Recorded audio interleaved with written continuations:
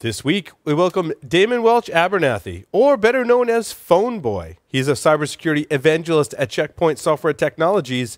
He's here tonight to talk about people, helping people even in the security community. In the next segment, we're going to have a discussion about all kinds of topics. Myself and the illustrious Security Weekly hosts, and hopefully Dameon, if he stays on, we'll talk about breaches, privacy, compliance, and so much more. In the security news, the worst or best hacks of 2018, I don't know, we'll give you our opinion on that. Hijacking smart TVs to promote a YouTube channel. Hackers attempt to sell stolen 9/11 documents, turning your house into a Doom level with a Roomba. And hopefully you're over that New Year's hangover because there's an Adobe PDF patch to install. All that and more on this episode of Paul's Security Weekly. This is Security Weekly, for security professionals, by security professionals. Broadcasting live from G-Unit Studios in Rhode Island, it's the show where exploits run wild, packets aren't the only things getting sniffed, and the cocktails flow steady. It's Paul's Security Weekly. NetSparker, the developers of desktop and cloud-based web application security scanners that enable you to automatically identify vulnerabilities in your web applications and web services. NetSparker scanners employ a unique and dead-accurate vulnerability scanning engine that automatically verifies vulnerabilities with their proof of concept. For more information, visit them on the web at netsparker.com or email at contact@netsparker.com. Organizations' internal networks are overly permissive and can't distinguish trusted from untrusted applications. Attackers abuse this condition to move laterally through networks, bypassing address-based controls to spread malware. Edgewise abstracts security policies away from traditional network controls that rely on IP addresses, ports, and protocols, and instead ties controls directly to applications. Edgewise allows organizations to analyze the network attack surface and segment workloads based on the software and how it's communicating. Edgewise monitors applications and protects data paths using zero-trust segmentation. Visit edgewise.net/Security Weekly to get your free month of visibility. Some restrictions apply. And welcome to the first show of the new year. But first, let me introduce you to a man who reads whatever is on the teleprompter. Remember that, guys. Fuck you, San Diego. Mr. Paul Asadori. Welcome to Paul's Security Weekly. This is episode 588. The teleprompter says we're recording on January 3rd, 2019 at G-Unit Studios in Rhode Island. I'd like to now introduce my illustrious hosts for the show today. Is that on the teleprompter? That is not. I'm making that up as I go along. Believe it or not, I can actually make things up. Well, I mean, you should really not believe anything I say is really what I meant. There you go. Homage to Bruce Potter. Larry Pesce is here with us. You've got the red pill, the blue pill. Yeah, you can really only see the the blue pill on this. Yeah, my question for you, Larry, is how deep does the rabbit hole go? Oh, it's as deep as you want it to. That's what I tell your wife all the time. See, I was... As soon as that came out, I was like, well, that was a big mistake. Yep. That's also what your wife said. That was a big mistake. On the line, but never to you. Via Skype, Mr. Lee Neely is here with us. Lee, welcome. Thank you. Good to be here. Happy New Year, everybody. Happy New Year. Mr. Joff Thayer is also here with us. Joff, well, he's over there. I mean, he's here on the show. They're not actually here in studio, although right. I feel your love and presence and aura. Joff Thayer, welcome to the show. Wow, that was a long introduction. I feel so displaced. So happy New Year, everybody. It's great to be here. Jeff Mann is also on the lines remotely. Jeff, welcome. Jeff is muted, holding up what looks to be a fine bourbon. I wonder where he got that bourbon from. He's muted. Take two. Sorry, I was trying to be polite because I was talking about Paul. Greetings, Happy New Year, Paul and Larry. I have to ask: are you wearing Christmas present T-shirts? Yes, I am not. I am wearing my drunken after the podcast order from $6tees.com. That order didn't happen to run $6. It was $106. I might add. I am wearing a Rick and Morty shirt that I got for Christmas. Yes. Cool. Yes. I remember, do you remember when you were kids and you came back from Christmas vacation and everybody was all excited to wear the new clothes that they'd gotten for Christmas? Yep. Still That's that way. like when that's like when InfoSec people come back from security cons. They're all excited to wear the new swag. Sometimes they can't even contain themselves. They have to wear them at the con. Yes. Yeah, right. Sometimes that's warranted, though. Yes. A quick announcement: the RSA Conference 2019 is here because we're in 2019. It's where you go for the latest in cybersecurity data innovation and thought leadership. March 4th through the 8th in San Francisco for cybersecurity's brightest minds as they gather together to discuss the industry's newest developments. Go to rsaconference.com/securityweekly-US19 and use the discount code, which gets you $100 off your conference pass. That is 5U9SWFD. I won't do the whole. Yeah, It's old you now. did the It was NATO funny thing a last couple of times, and then I do. Before we get into the interview, like to welcome one of our latest sponsors. They're not here. I'm just going to talk about them for a second because we're still getting the advertisements going. Yep. Well, you know Bryson at Scythe. You guys probably met in the past. And he was at DerbyCon. And so their product is the attack simulation space. It's meant to help pen testers, red teamers, purple teams alike. It's really awesome. It's a great, really exciting space for me is attack simulation. I'm sure, Larry, you've been evaluating some of the tools in the space. And to have something, a tool and a solution come from someone like Bryson, who we all know and trust because he's worked in our industry for some time, is really awesome. I don't have a landing page yet, but I will announce that, and we'll have some special offers and content from the fine folks at Scythe. Awesome. All righty. Awesome. Now, Dameon, I almost said it. Dameon is here, Did say it. a.k.a. Phone Boy. He has been helping the security community for over 15 years. We fondly remember Phone Boy as a resource that helped us configure our checkpoint firewalls back in the day.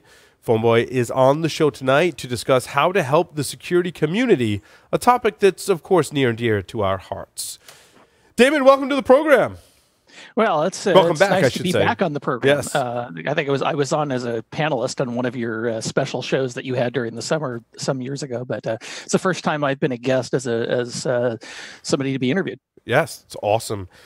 Dameon, how did you get your start in information security? Well, when I started, there wasn't an information security industry. I was a sysadmin in college, and then I graduated and joined the industry and started working for a contracting firm that contracted me to a company that sold high availability software for servers. This is mid '90s, and so things that ran on Solaris or SunOS. Mm-hmm. And one of the applications that they supported was Checkpoint Firewall 1, and we actually sold Checkpoint Firewall 1. So that's how I got exposed to information security, such that it was back in 1996. And then at that reseller, they had developed an FAQ that was essentially hidden on their website somewhere. I ended up taking it over and putting it on phoneboy.com, and the rest is history. I went to go work for Nokia in 1999 and spent 10 years doing Checkpoint stuff there. And then in 2009, I got acquired by Checkpoint, and I've been there almost 10 years now. That's awesome.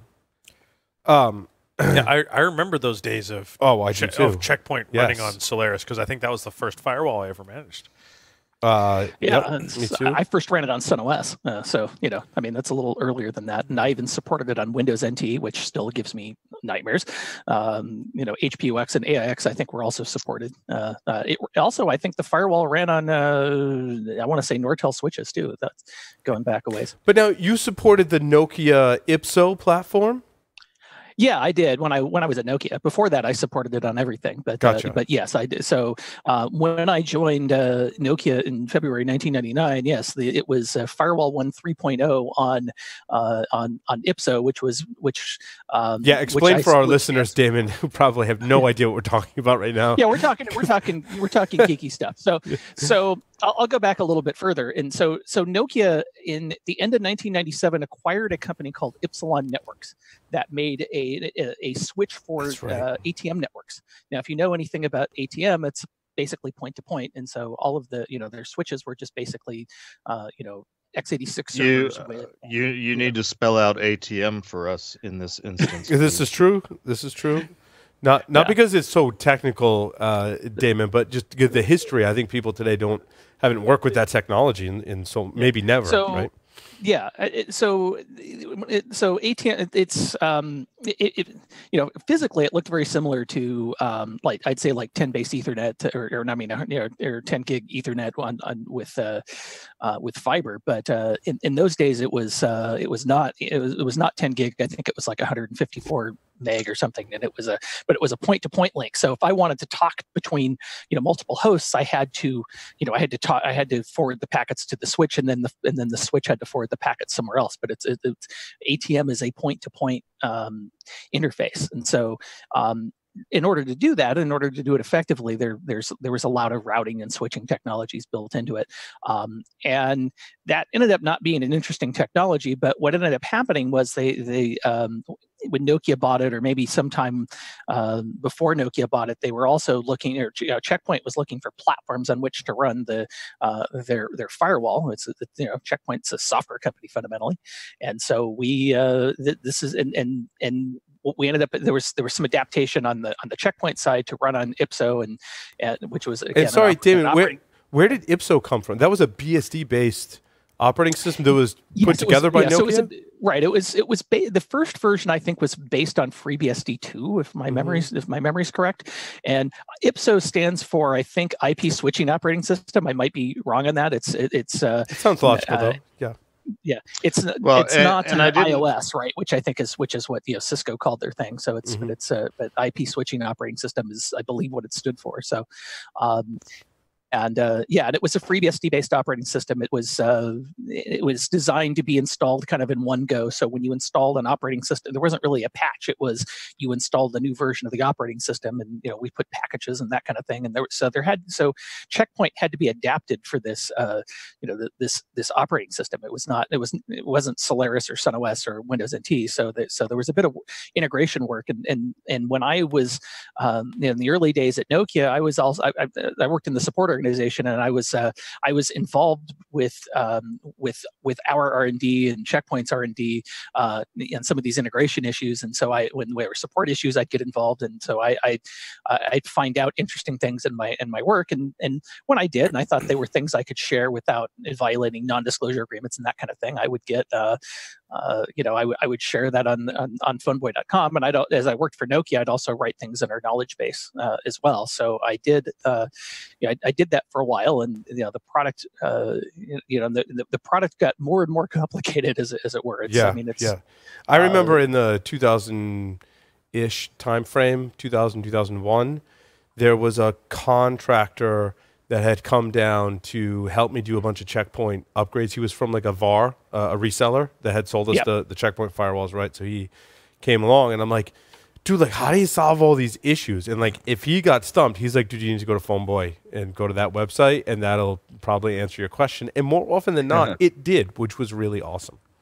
Yeah, and it's funny because Checkpoint didn't have an official knowledge base. I think I kind of inadvertently prodded them into creating one because I created one, and even the TAC referred to it, and from time to time, and so that was ultimately they created Secure Knowledge as a repository of documents, and it's funny, even today I still run across articles that I created like a long time ago, and some that I didn't, quite honestly, because we were I was the content owner of Nokia's version of the knowledge base when I was at Nokia, and then when everything got migrated to Checkpoint, I was the default owner if the person who originally created the article didn't exist. So, and every once in a while, I'll still create something, or there's a few articles I've written in the last 10 years that you might find in there.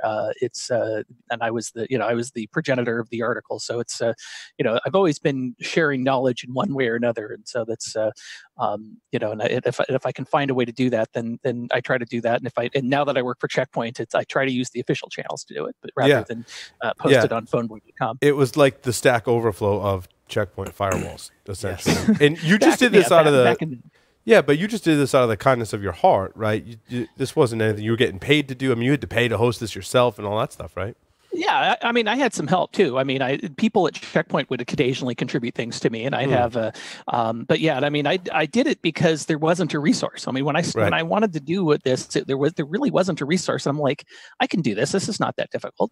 And actually, one of the things I learned very early in my actually when I was in high school, I had a teacher who said, it's great that you know all this stuff, but if you can't explain it to other people, then you need to do something. That's not good, right? You're useful if you know how to do this stuff. And so that actually got me on that got me in the direction of documenting stuff. And I did that throughout college. Every time I installed a new server application or whatever, I would try to document it in a way so that somebody else could recreate it. And so yeah, how important is that documentation? Because I feel like the youth of today may lose sight of that if we don't keep reminding them how important it is.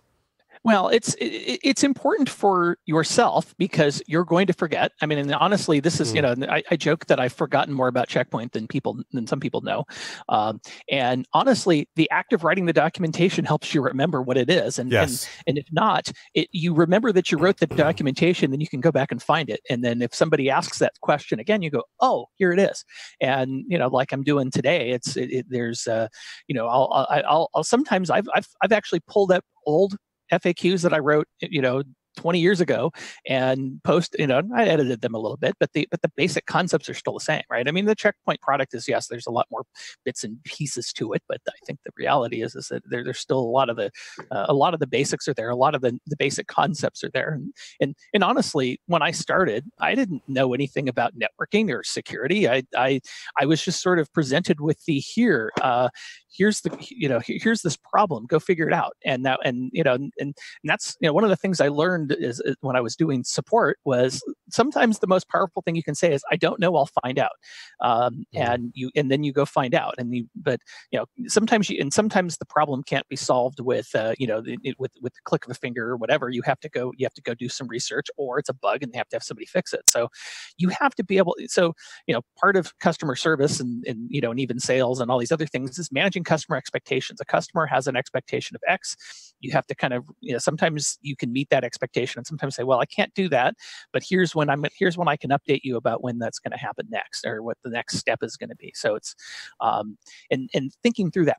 This is how I learned how to do security and networking and all this stuff, because when I started, I mean, I was a sysadmin and there were no documentation, there was no internet even really to speak of there, like we know it today. So you just kind of beat your head on the wall and then you wrote it down so that the next time you did it, you could remember how to do it. It's and I think I get lazy.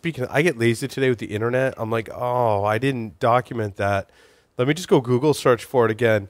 Oh, look, that link I went to 3 months ago is now pink on my screen. I must have clicked that one. Oh, yeah, that's how you do it, right? Yeah, or even more. All of the links are pink because I clicked on all of them and I still didn't figure it out. So Paul, exactly. and I'm interested to ask Damon this question as well. We at Black Hills we have a long tradition now of writing blog entries, and they essentially are the same thing. It's documenting a lot of what we're doing, and we treat it as a bit of a knowledge base. So the funny experience that I have a lot is I'm in the middle of a pen test, and I'm like, oh man, I'm trying to look something up, and I have literally Googled up something and found my own blog. And gone back and me too. My own material. I've done that. When I was at Tenable, I used to do that all the time. So, I bet Damon's had that same experience where you've sort of come full circle, where you Google up something and like, oh wait, I wrote that.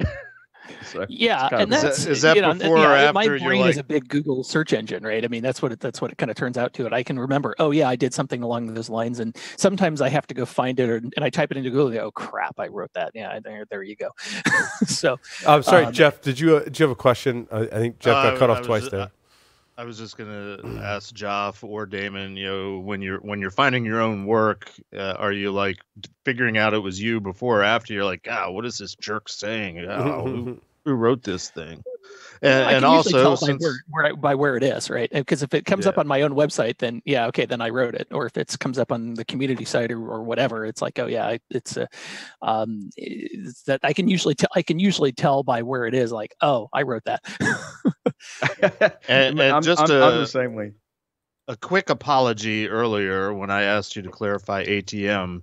I didn't mean it to be a stumper, but just simply asynchronous transfer mode rather than automated teller machine was all I was going for. Oh, okay, got it. Yeah, it's a networking protocol. Yeah, those 3-letter acronyms are those TLAs, right? It's like we have to be able to spell those out, and I'd forgotten it was asynchronous transfer mode. It was that's how long it's been. It means I could tell you were fumbling over it. I'm like, it wasn't meant to be a pop quiz or anything, but young people today, our listening audience, they may actually have never heard of ATM in that context. But so it means automatic teller machine. I got to get off it. You porn.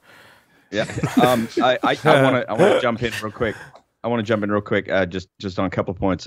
One, in response to Jeff's question, I have had that same experience where I am reading through some material and I start out with, I wonder which jerk wrote this. And then I get halfway down, I'm like, hey, this guy sounds like he knows what he's talking about. And then I get 3/4 of the way down, and I'm like, oh shit, this guy is me. So I've had that experience, but I've also had the experience where I automatically know just because of the source of the material, just like Damon said. Second point, asynchronous transfer mode.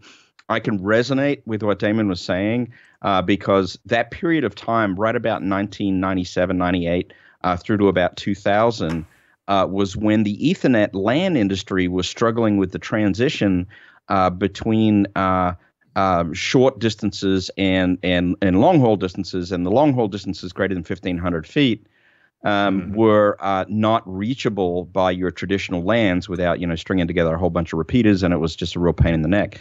And so Ethernet hadn't achieved fiber yet. So the reason that asynchronous transfer mode was a big hit, and there was sort of a niche market right there in about a 3 or 4 year period, was because it was the technology that was used to get the fiber across those distances in campus environments where the LAN technologies just couldn't hit it, and nobody wanted to run copper under the ground and so forth. So I had similar experiences in that period of time where I was in networking and I had to deal with ATM and Ethernet transition, and ATM is 53 byte cells, Ethernet is 1,500 bytes, as we all know, 1,514. And so it turns out that fragmentation is a real bitch in that kind of environment.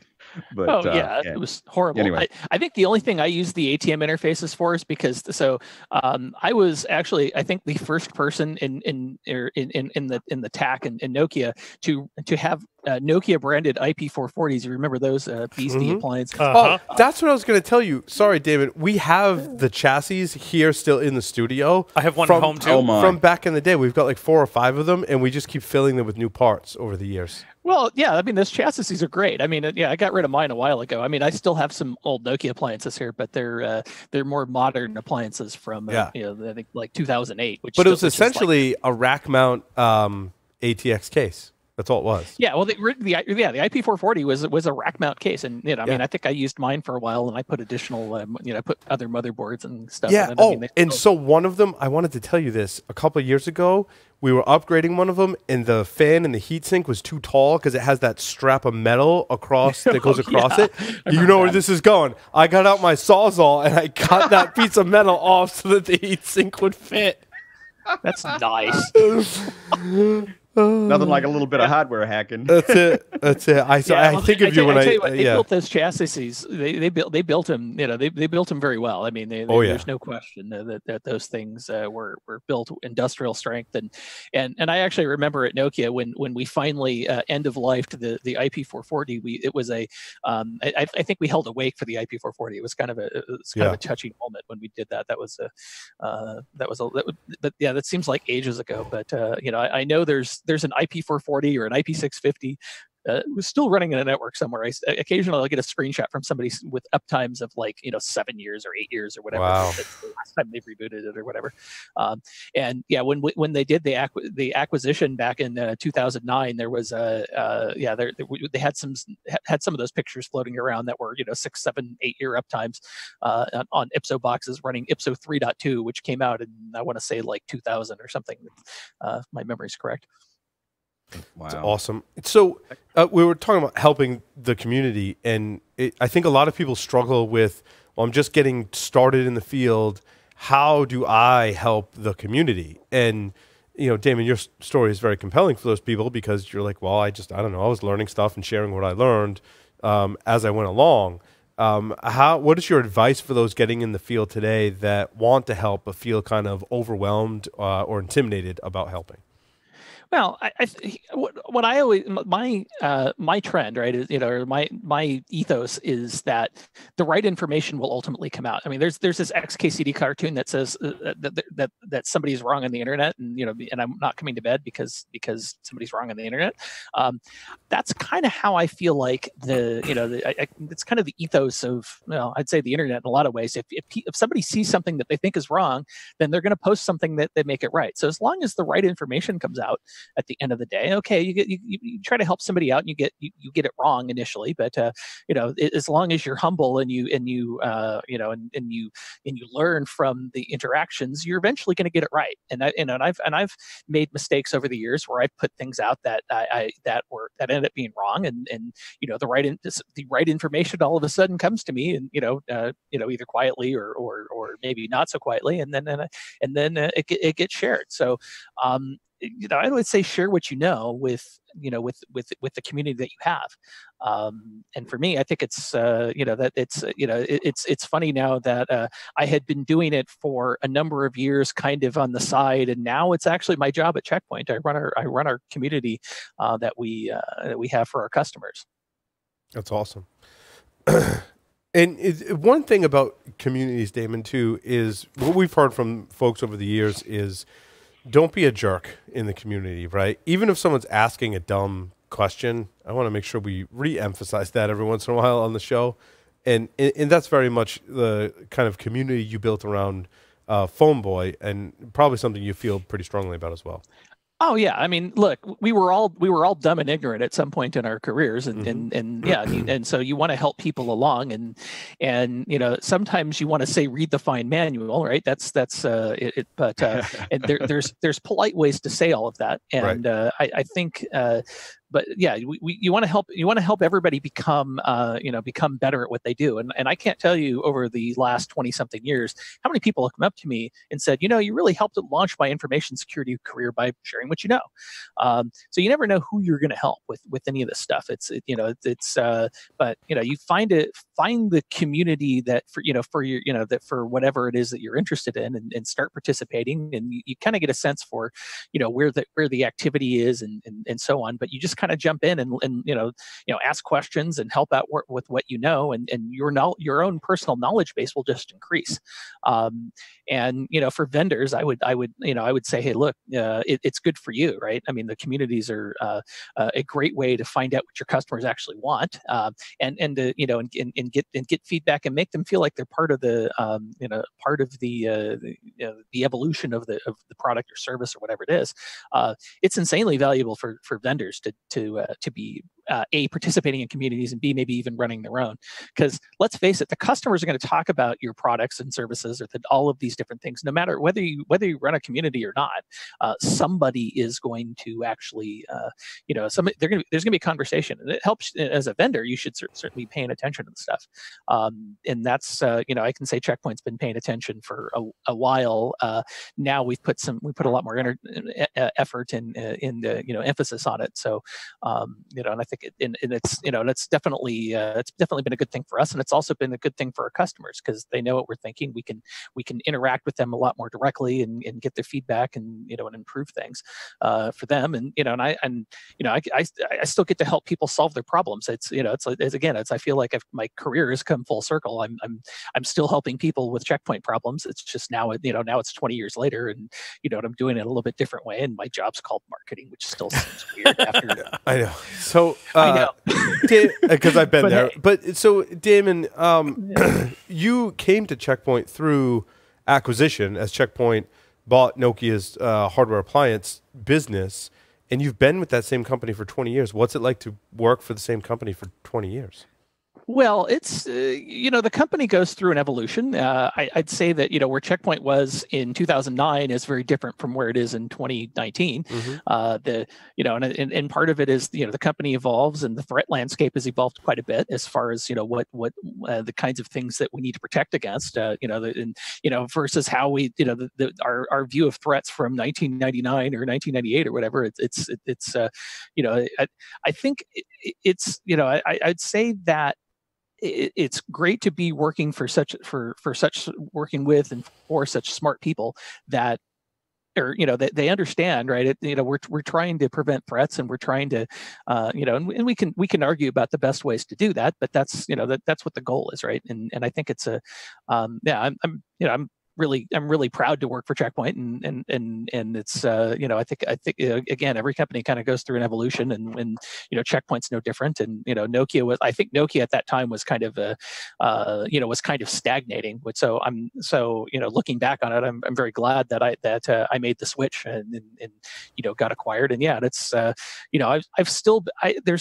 this year I will cross the Rubicon where I've been working for Checkpoint longer than Nokia. That still hasn't happened yet. So, but this is the year where that Rubicon is crossed. That's awesome. Questions from the others? None. Aside from thank you for all the hard work that you've done over the years, because it made my job fixing Checkpoint firewalls so much easier. Oh, I have a question. Yes. Okay. Damon, when on earth? Okay, this is a tongue-in-cheek question. I'm laughing before I even ask it. Oh, when on earth are firewall vendors going to stop calling things next generation? Well, so I joke that there was a version of Checkpoint that I think it came out in 2000 or 2001. It was Firewall 1 NG. So we were next generation before some of these other vendors who were calling their firewall next generation, before they were even vendors. So, and that's I think that's kind of why we've we've changed some of the marketing to talking about Gen 5 threats, right? And that's trying to it's not just next generation, right? Because there's always going to be a next generation. So I don't know when other vendors are going to stop. I guess maybe when the Gartners of the world stop referring to next generation firewalls. Of course, that was a tongue-in-cheek question, but it's always funny to see the marketing people basically drive themselves into a cul-de-sac, and it's like, what comes after next generation? It's more like the marching band.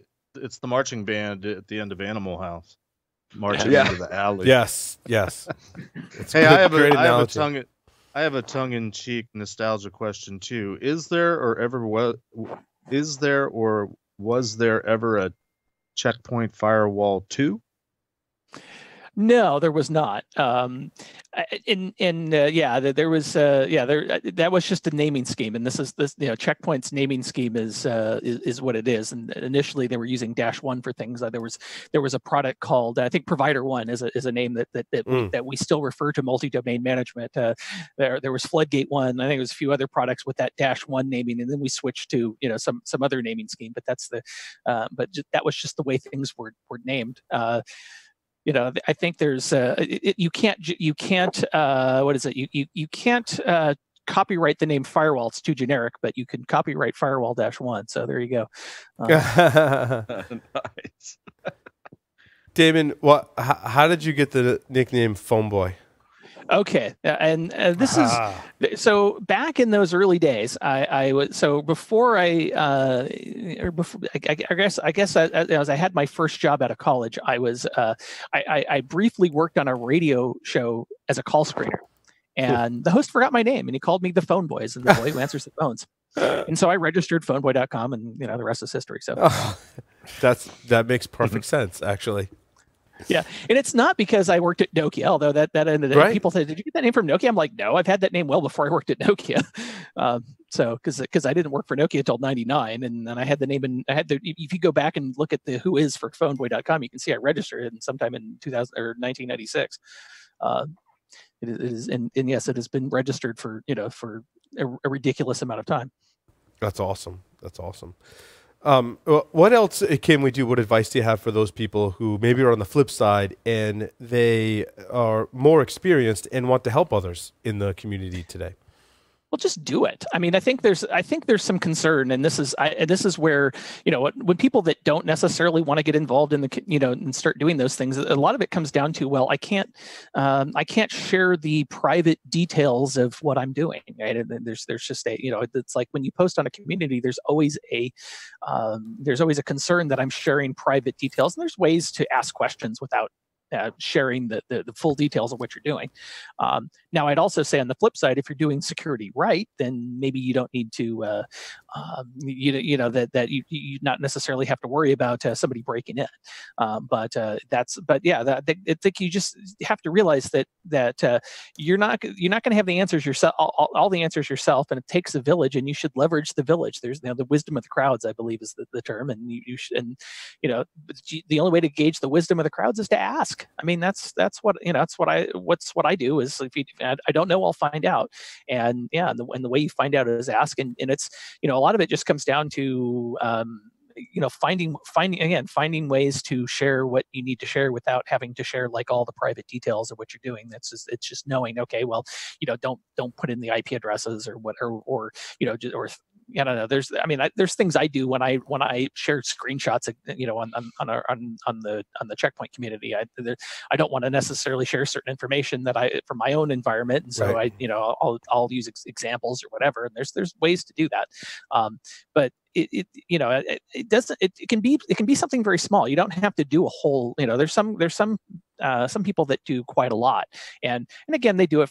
I think they get something out of it too. They get enjoyment from helping people, and they improve their own knowledge base. And honestly, I got my job at Nokia because I was phone boy. I mean, that's the honest truth with that is that's how I was able to get that job. And so it allows you to get your name out there, and you may not be able to necessarily put it out there that you work for company X or whatever, but you can certainly be out there, and there's ways to be semi-anonymous or and get the information out there, but just do it and learn, and there's lots of places to there's lots of places to do that. And if you're a Checkpoint person, go to community.checkpoint.com and and participate there. We've got we've got a community of about 25,000 people now that are logging in, and I think we get 100,000 visitors a month.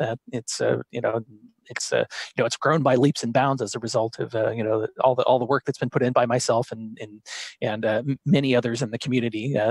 And they don't all work for Checkpoint, which there's some great resources, and sometimes that's the to get to the truth, you have to it's there's what the vendor says, and then there's the way people actually use the product, and I'd rather people get to the truth than buy a particular version of the story or whatever. So Dameon, I try to help do that. So Dameon, you've worked for the same security company, software company for 20 years. How do you manage or foster the relationship between development, marketing, and sales? Because I'd imagine that you've been in a lot of those different discussions and trying to get all those groups to communicate. Yeah, and I've been in all those roles, right? Mm-hmm. I've been a support engineer. And then part of those early days, I was talking to, I happened to get in because I was knowledgeable, and so I'd communicate with R&D. So I got real comfortable with that. And and when you're in the support organization, you're sometimes dealing with salespeople, and so a lot of it is trying to extract the right information from the right people and translating that information into the context that matters. Because I'll give an example, just kind of a generic one. Then I think this relates to a lot of the whether I'm going from sales to marketing or sales to R&D or vice versa, right? So we kind of ask, the customer will say, my problem is X, right? Well, that may not be the real problem. The real problem is probably Y, and you kind of have to figure out why that is. And not only is it what is the problem you're trying to solve, which is the Michael Santangelo question, but I'd also ask the question why, right? Why is this important? What is it that you're not what you're trying to do, but why are you trying to do it? Because sometimes the answer that the customer thinks that they need is not the customer may be an end user, maybe somebody in sales, maybe somebody in R&D, right? But trying to understand the why and understand the what, and then you can figure out how to solve it, right? And it's kind of those thinking in that way, I think, helps. But I think what I've been able to do very well is translate between the understanding, okay, from the sales perspective, here's what's important. From a marketing perspective, here's what's important. From the way R&D does things, here's what's important, and try to get everybody on the same page. And I've been fairly lucky that I've been able to do that, and I've been pretty good at it, I think, over the years, and I still do that. I mean, I talk to R&D, I talk to sales, I talk to and I'm in marketing now, so I'm in all those roles, and so I understand what drives each of those things, and so I try to, and that's how I try to drive the discussions that happen inside and outside. That's a really that's a really important point, Damon, is. And going back to Michael Sant'Arcangelo, to foster communications, looking at things from other people's perspective is very difficult. However, if you've had that role before, you can more easily see things from their perspective because you've been there. And that's, I think, why you've worked there so long, is you've had all those perspectives and haven't reached that frustration point that some of us reach. Working for a place. I'm not saying I was there at Tenable at all. I did work with all those people, and it was wonderful.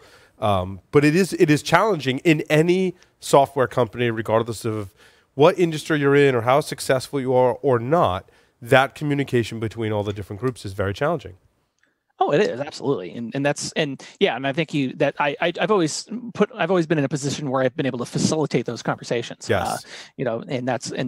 Whether from outside checkpoint, inside checkpoint, and all the different capacities I've had. It's and I try not to be a single point of failure. I try to enable other people to communicate with each other, but I try to provide the context to say, okay, this is what's when this is what this person's asking for. Here's why, and I can translate back and forth, and that's I think that's a very important skill, no matter what your career is. And I think if you're going in the topic of helping people, Damon, that's actually a really good point. Just as you manage relationships and allow people to help each other inside a company, you do the same thing for a community, right? And see things from different people's perspectives and allow them to communicate.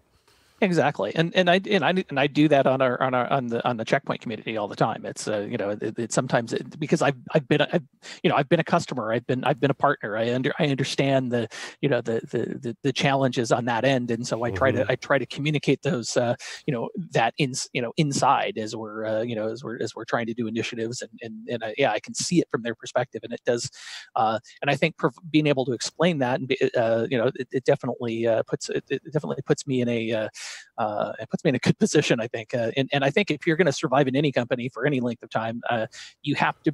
I think having the same job for the same length for forever just is not necessarily the way to go. I think you have to change it up because you're going to get bored and you're going to so that's it's. I think some people do that by changing careers, right? Other people change it and do it by changing companies, and sometimes you can do it within the same company. It's just you got to change it up a little bit. And so I've had a few different roles, and some of them have been in technical support, and some of them have been in I'd say kind of sales or sales operations, and then now I've got a marketing role, which still sounds weird after like 2 years. But there you go. It's been a long, strange trip, and as I say, I'm loving every minute of it. I wouldn't be able to do all the travel I do if I didn't really love my job. Damon, are you going to stick around with us for the next segment? I think so. Yeah, Okay. I would. Of course, I've got Awesome. to. I've got to. I got to talk about the industry and or comment on things. Okay, awesome.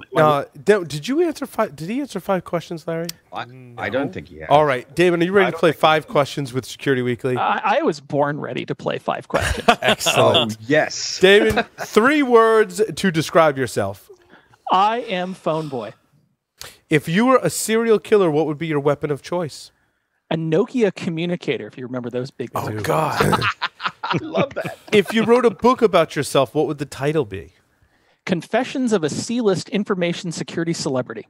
In the popular game of Ask Grabby Grabby, do you prefer to go first or second? Depends on who's playing. Choose 2 celebrities to be your parents. Alive, dead, fictional, or otherwise. I think I will go with Linda Carter and Harrison Ford.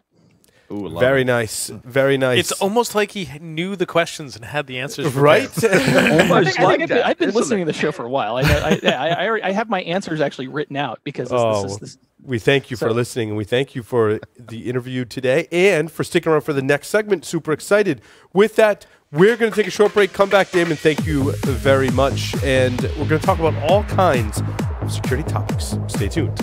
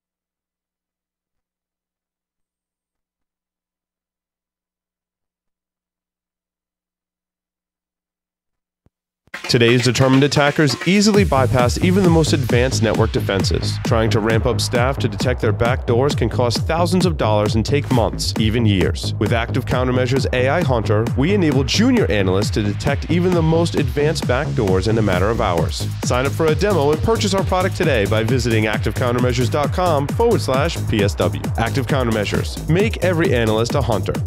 The average time between being hacked and realizing you've been hacked is 1 year. Can you afford to let an intruder roam your network for that long? Can your company weather the fallout when this comes to light? Black Hills Information Security can find the bad guys in your network and train you to do it yourself. Email consulting@blackhillsinfosec.com to find out how a hunt teaming engagement can help you find a persistent threat in your network. Welcome back, everyone, to Paul's Security Weekly. Quick announcement: if you are interested in quality over quantity and having meaningful conversations rather than just a badge scan, Disney's Contemporary Resort is the place to be. April 1st through the 3rd, InfoSec World 2019. Make sure you join us there. I will be speaking. Lots of other really smart people, well, other people who are actually smart are going to be speaking too. The discount code is OS19-SEC Week for 15% off the main conference or a World Pass. I don't remember exactly what a World Pass is. I think it's access to training and the part. I don't. You know what? We'll get clarification. Do you get to go all the way around Epcot? You go around the world. Is all I'm saying. It must be good because it's got the word world right. in it. It must be awesome. That's what it is. It must be good. And I want to welcome our next new sponsor that I'm excited about. Mostly because I'm really like a Haroon fanboy, and I have a secret man crush. I guess it's not so secret now. SecurityWeekly.com/canary. That's right. The folks over at Thinks, Haroon Mir, who is wildly entertaining. Like throughout the whole process, awesome. like Haroon just had me laughing at like every other step of the way. It is very enjoyable to work with. So we're happy to have them on board as proud sponsors of Paul Security Weekly. Make sure you go to securityweekly.com/canary. You can register for a demo or trial of the Canary deception-based software. It comes in a little appliance. Haroon's going to come on the show and tell you about it. They've got free stuff, free things they do for the community as well. It's just really awesome. So welcome them to the Security Weekly family. Sweet. Haroon's really always been a really part of the Security Weekly family. He was on for an interview when he was at a previous job at Sense Post. Oh, yeah. And he was on many, many moons ago. I think Days in My Basement. That's how long Haroon was on. So Wow. A long time ago. Hey, I just full screened you guys, and man, you look like you're right here in the room with me. I mean, I'm just Larry and I are really sexy. We know. Joff, can we get on with the segment now? Okay. We've got to actually do something. We're going to talk about topics. I've got We're 7 talk about topics. Topics. These specific topics. That's right. Yes. These 7. Well, I have 7 questions in here. Did you want to start in a particular place? I didn't. Red pill, blue pill? I didn't. Joff, do you guys have a preference? Damon, pick a random number from 1 to 7. 5. 5. There's no such thing as random. The topic is, where should more effort be placed in a security program? Is it in the protection, detection, or reaction phases? All right, so is a randomly chosen topic. So the question, and I want to clarify. More than what? Disagree with the premise of the question, but so you guys reviewed these questions before the show, and this is where I want some more clarification. Who wrote this question? It says, where should more effort, or where is more effort? Where must more effort? Yes, I would argue detection. Okay, Larry's going with detection. What are the choices again? So the question is, Jeff, question 5 in the show notes, where should more effort be placed in a security program, protection, detection, or reaction? See, I wouldn't answer any one of those personally. I would say design. I mean, that could almost fall in protection. Yep. I'd put that in protection. What's the difference between detection and reaction? Detection is when you're detecting something. Reaction is when you're reacting. Oh shit! I found something. Maybe I should have asked somebody else. It's like the LifeLock reaction. Yeah, because you get the guy that says, "Oh, I'm a credit monitor. I'm not a or whatever." It's right. They I'm say, reacting. yeah, you're screwed. Right. Yeah, Lee has a comment. That's what to me, when I hear detection, that's what it's like. Yeah, you're screwed, and here's exactly how you're screwed. If I'm going to answer the question, I'd focus on protection, and that could very well be, that could very well be design. It could be deploying various security controls, but I always say it's not an either or, right? It's not. You have to focus on all of them, but we should try to prevent what you can. If you really believe that like detection or reaction is more important, then do away with your firewalls, because that's what firewalls are doing, right? They're theoretically providing protection, but and I don't think anybody would do that. But it's not an either or discussion. But if I have to choose, it would probably be protection. But that we could debate about what protection actually is. It's a very poorly worded question. Yeah. Lee, it's my fault. Sorry. So I was thinking, what about level of caring? What commitment to actually impact security positively? Oh, he wants a give a fuck level measurement. Yeah. That's interesting, Lee, because not going to matter. Yeah, I mean, is user awareness or user security training, is that a prevention measure, protection? Is that more in the detection? Is there detecting phishing attacks, or are you responding to the incident because the user pointed it out? Is that a reaction thing? Again, it's a very weird question. Well, I think it's a fair question to ask, but I think it's dependent on any given organization. I don't think there's a set answer. Yeah. We've talked very often about the maturity of organizations, and depending on where you are in terms of an organization, in terms of your security posture, the answer might be any of the above, all of the above. It could be any of those things if you're sorely lacking one or the other, or, over the three. Yeah. If you want to rephrase the question and you're just starting out from scratch, which nobody is, where do you want to focus? I think there's a reasonable amount of effort that needs to be put into prevention. But to me, at the end of the day, security is defensive in nature, and it has to do with monitoring and detection. And you said reaction in the notes. I would say response. Yeah, response is better. So to clarify, mine was a one-word answer. This is why I picked it. To clarify, given the constraints of the question, protection, detection, or reaction, no matter how much protection you provide, they will always find a way in. That comes back to that old adage that we've had of, it's not a matter of how you get compromised, it's a matter of when. Yep. So protect, great. But if you can't detect that you were compromised, then what are you going to do? No matter how much protection you're going to put in, there's always going to be that likelihood that you are going to get compromised. And then if you know how to react to that compromise, great. But what if you didn't know what happened? Right. How do you react? You don't even know that you needed to react. So that's why I chose the detection. Hearing all of your awesome commentary, which is clearly way better than the question was worded, a thought came to me, and I think a lot of people are heavy on the detection side, because when you look at protection and reaction or response, it involves getting other people involved in communicating with other areas of the business. I'll give you an example. In the protection phase, if you're going to block something or stop something from happening, it could have a business impact, which means you need to communicate and work with people. In the response phase, you're going to have to involve other people in your organization to help you with the response, your IT, your legal team, or whatever. And I think a lot of people are like, well, either I'm not ready for that, my organization's not ready for that, or we're just not communicating effectively. I can put a sniffer on the network with minimal amounts of communicate. It depends on the situation, right? I can collect logs pretty easily, right? And I can go do detection. And so that's what people do. I think that the balance is kind of off in that scenario. I think, as others were saying, you need to have a strategies in each and solutions that or a process that covers all three of those areas. Well, I think we're probably all saying sort of the same thing, but I'll take a stab at restating it my way. In terms of protection, yes, you're always going to be vulnerable. You can't close all the holes. You can't keep ahead of the game. It's not a matter of if and when, like Larry said. So in that respect, there's a reasonable amount of you still need to do certain things to lower that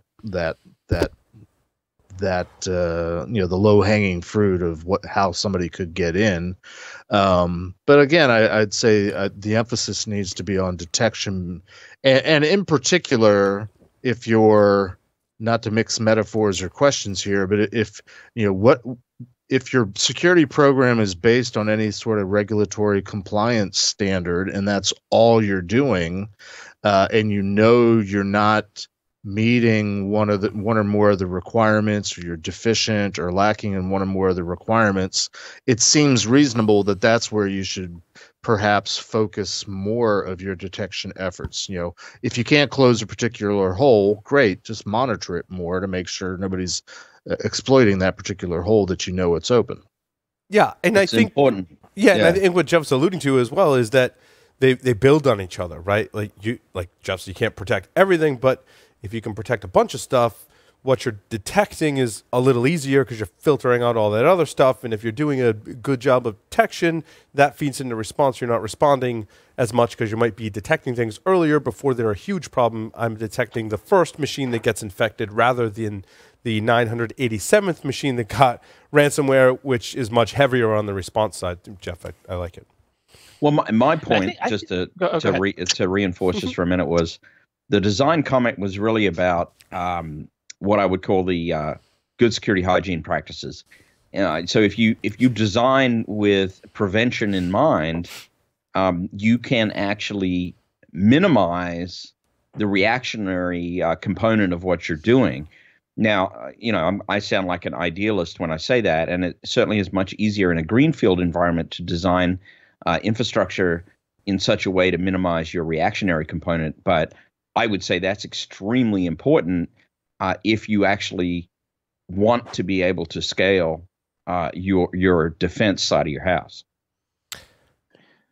Final comments? I think it comes down to why. David. I mean, I think that to me, that is the, and it always, with all these things, what's the why for security and that's, we talk about, what's the problem we're trying to solve, but what is it that we're trying, what is it that we're trying to protect and why? And that, I think, will inform the decision about which one of those you focus on. And so, if you have certain critical assets that you need to protect because it's going to cost, because there's going to be, hard costs and soft costs as a result of those assets being compromised, then that's going to inform your decision about which one of those you're going to focus on. But it comes back to asking your why and figuring that out, and then based on that and then you figure out what the problem is going to solve, and then you figure out how to do it. It's kind of in that order, and then based on that you can figure out, okay, well, I'm going to design the network in such a way that it's resilient to attacks, or if I can't do that because it's an existing environment and nobody wants to deal with security, then you're into detection and response, and that's so but I think it starts from the why as to which one you do first. I know Damon is on the West Coast and probably it's still working hours, but he said resilience, and I kind of feel like we should make him drink. And if you can't do it now, make sure you do it later. I am drinking. He's drinking. I've got bourbon here. Oh, you're okay. Well, drink then. So I ran into a trap on the detection side, and that is that we run around and get everybody convinced to send their logs to the SIM so we can look at them, and then reviewing or responding became SCP, somebody else's problem. They didn't get the message that they actually had to have somebody looking at what was going on. So detection to me is very important. But if you don't have anybody watching the show, watching what's coming through, creating filters, you lose. Well, I would argue that you haven't, if somebody is not evaluating or reviewing what it is that the automated tools are collecting, I would argue that you haven't detected. Well, that's kind of my point. Thank you. Yeah, SIMs are where good logs go to die if nobody's actually looking at the logs. Yep. This is true. All right, Damon, pick another random number from 1 to 7 except 5. Yeah. 5. Let's do number 2. Stop saying random. There's no such thing as random. That was random. Pseudo-random. Pseudo-random. Pseudo-randomly or choose. Anyway, number 2. How does security impact privacy? Obviously, it does. It's another really poorly worded question, though. Hey, Paul, read it out loud. These questions. What is privacy anymore? What is security anymore? What is security and what is privacy? Give us a Well, working I think back to definition my so old we can answer the sysadmin question. days, right? And the reality is that as a sysadmin, we had access to all kinds of stuff, and we could go read people's files and emails and all kinds of stuff. Now, my thought process on that is I don't want to, right? If I don't need to look at something, I don't want to look at something. And even today, it's like I don't want to know. I mean, Yep. if I don't have to look at it, it's like I'd rather even not have access to it. But if I have to have access to it, I don't want to look at it unless I've got a reason to do it. Trust me, I really don't want to look at your goat porn. Exactly. Right. So I think, and that's where people I think sometimes get the heebie-jeebies about security is that it does impact privacy. If I install a piece of software on my own personal device that's a security software and it's controlled by my employer, then my employer can see what I'm doing. That's to me, some people look at that and go, that's a privacy violation. And that's so and I think with there's the other part of that is that if you're hosting stuff on the cloud, right? You're using Office 365 or Google or whatever, right? All of that data is somewhere else, and that's for an organization that might be a privacy concern that their data is now somewhere else, and that's so and now might the security be better? Well, I don't know. The problem is with that, even with the cloud, you don't even know. You don't have as much assurance as to whether how secure that is. Yeah, I bet the data centers for Microsoft and Google and Amazon are all very very physically secure. But if you have bad credentials on one of those accounts, or you leave an S3 bucket open, then your data is full of goatsy and fail. Full of goatsy, huh? Yeah, full of goatsy and fail. And fail. And fail. That's important clarification. Well, I mean, the worst part of that scenario. I'm sorry. Go ahead. Is the goatsy or the fail?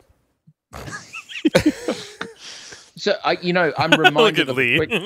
I'm reminded of a quick story that I got to tell. Paul has had this experience that I've had as well, and that is, can you actually implement security in a university environment? And the answer different is experience, no. Larry. I thought this was going to go a different way altogether. Different experience. No.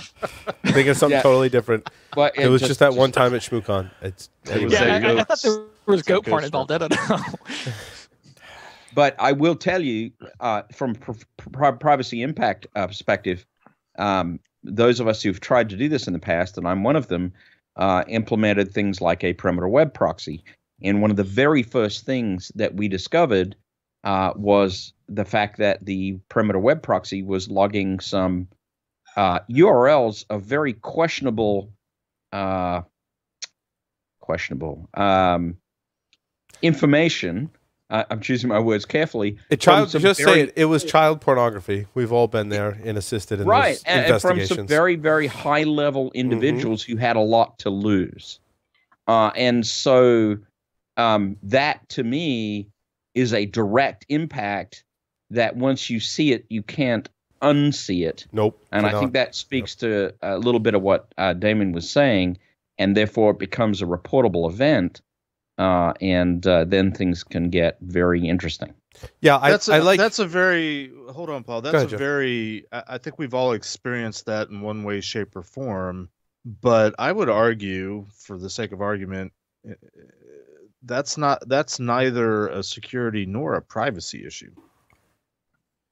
Well, I think what I like about this angle is we're not talking about the privacy that every single article talks about today that talks about the impact of technology, right? We're talking about systems administrators and security engineers or architects, right, that have, because of your job duties, as Dameon was saying, you have access to everyone's data, and you're trying to apply security. And what is the impact of those security controls or monitoring on privacy? I'll share a story at the university too, right? When I worked at the university and we talked about putting packet sniffers on the network, that was somewhat controversial. And to remind everyone that I'm a Unix sysadmin here. If I want to go look at people's files, I can go look at people's files. I can go look at people's email.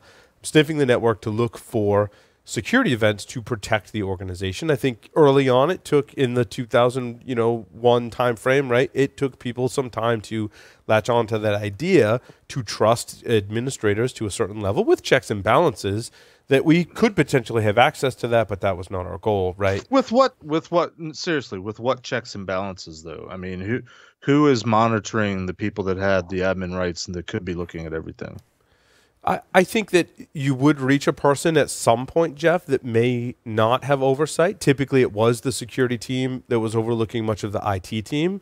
But I think your question's valid. Who's looking at the security team? Oftentimes, they would report up to a senior person, and there would have to be some kind of checks and balances. Although I think you're right. I don't know how much oversight there is of security teams that have access to lots of data. Yeah, well, and not from like a nefarious, malicious perspective, but in my experience working with companies over the years, the worst offenders of just simply following corporate security policies and just sort of doing the right thing in terms of this is the way you should operate. The worst offenders typically are admins, and not always from a malicious perspective. It's more often from but that's how I do my job. I have to do this. So I'm not sure how you're pulling that out of the very terse question that was asked for number 2, but I like where I like where it's going. That's cool. Yeah, that wasn't we don't necessarily have to stick to the script. I like it. Well, if you're an admin and you're discovering illegal activity, yes, whether you were supposed to be looking at it or not, as a citizen, you're obligated to report things, whether it's corporate policy or not. I mean, there's a legal perspective, which again I say is neither a security nor a privacy issue. But it's important. Wait, just let me drill on that point just for a minute, Jeff. It is important to point out that some security mechanism implementation gives you visibility which you prior may not have had. And so that's actually what highlights the crossover of security implementation and discovery, which kind of infringes in the area of privacy potentially. Well, I guess my perspective is, I used to work for a certain DoD organization where I literally signed away my Fifth Amendment rights as a condition of employment. Think about that one for a minute. And anytime I picked up a telephone, there was a sticker on the phone that said use of this phone is consent to monitoring. And we're used to like calling a help desk or whatever, and we get this call might be monitored for quality assurance purposes.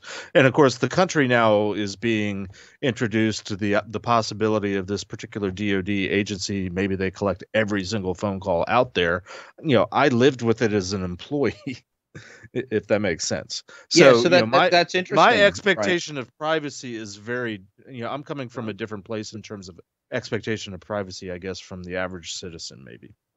No, that's an interesting point, because when we contrast that with the university world, which both Paul and I grew up in, it was literally the polar opposite end of the spectrum, where the issue was, and the concern raised by faculty was, don't implement security. Don't give yourself visibility. We don't want that stuff to be available to people, right? Yep. And you are on the exact opposite end of the spectrum, which was that stuff must be available to us by decree of, our organization and condition of your employment. Right. So, Damon, pick another random number, or pseudo-random number, I should say, from 1 to 7, not 2 and not 5.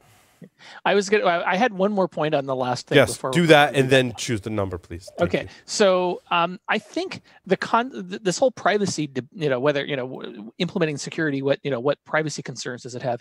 I think that actually factors into why security may not be implemented, because if you know something is happening, then you have to act on it. That's the moral imperative. And so, and I've heard people tell me this in confidence, that the reason they're not implementing security in certain areas is because they don't want to know, right? If they implement something, then they have to act on it, and they may not be ready to act on it.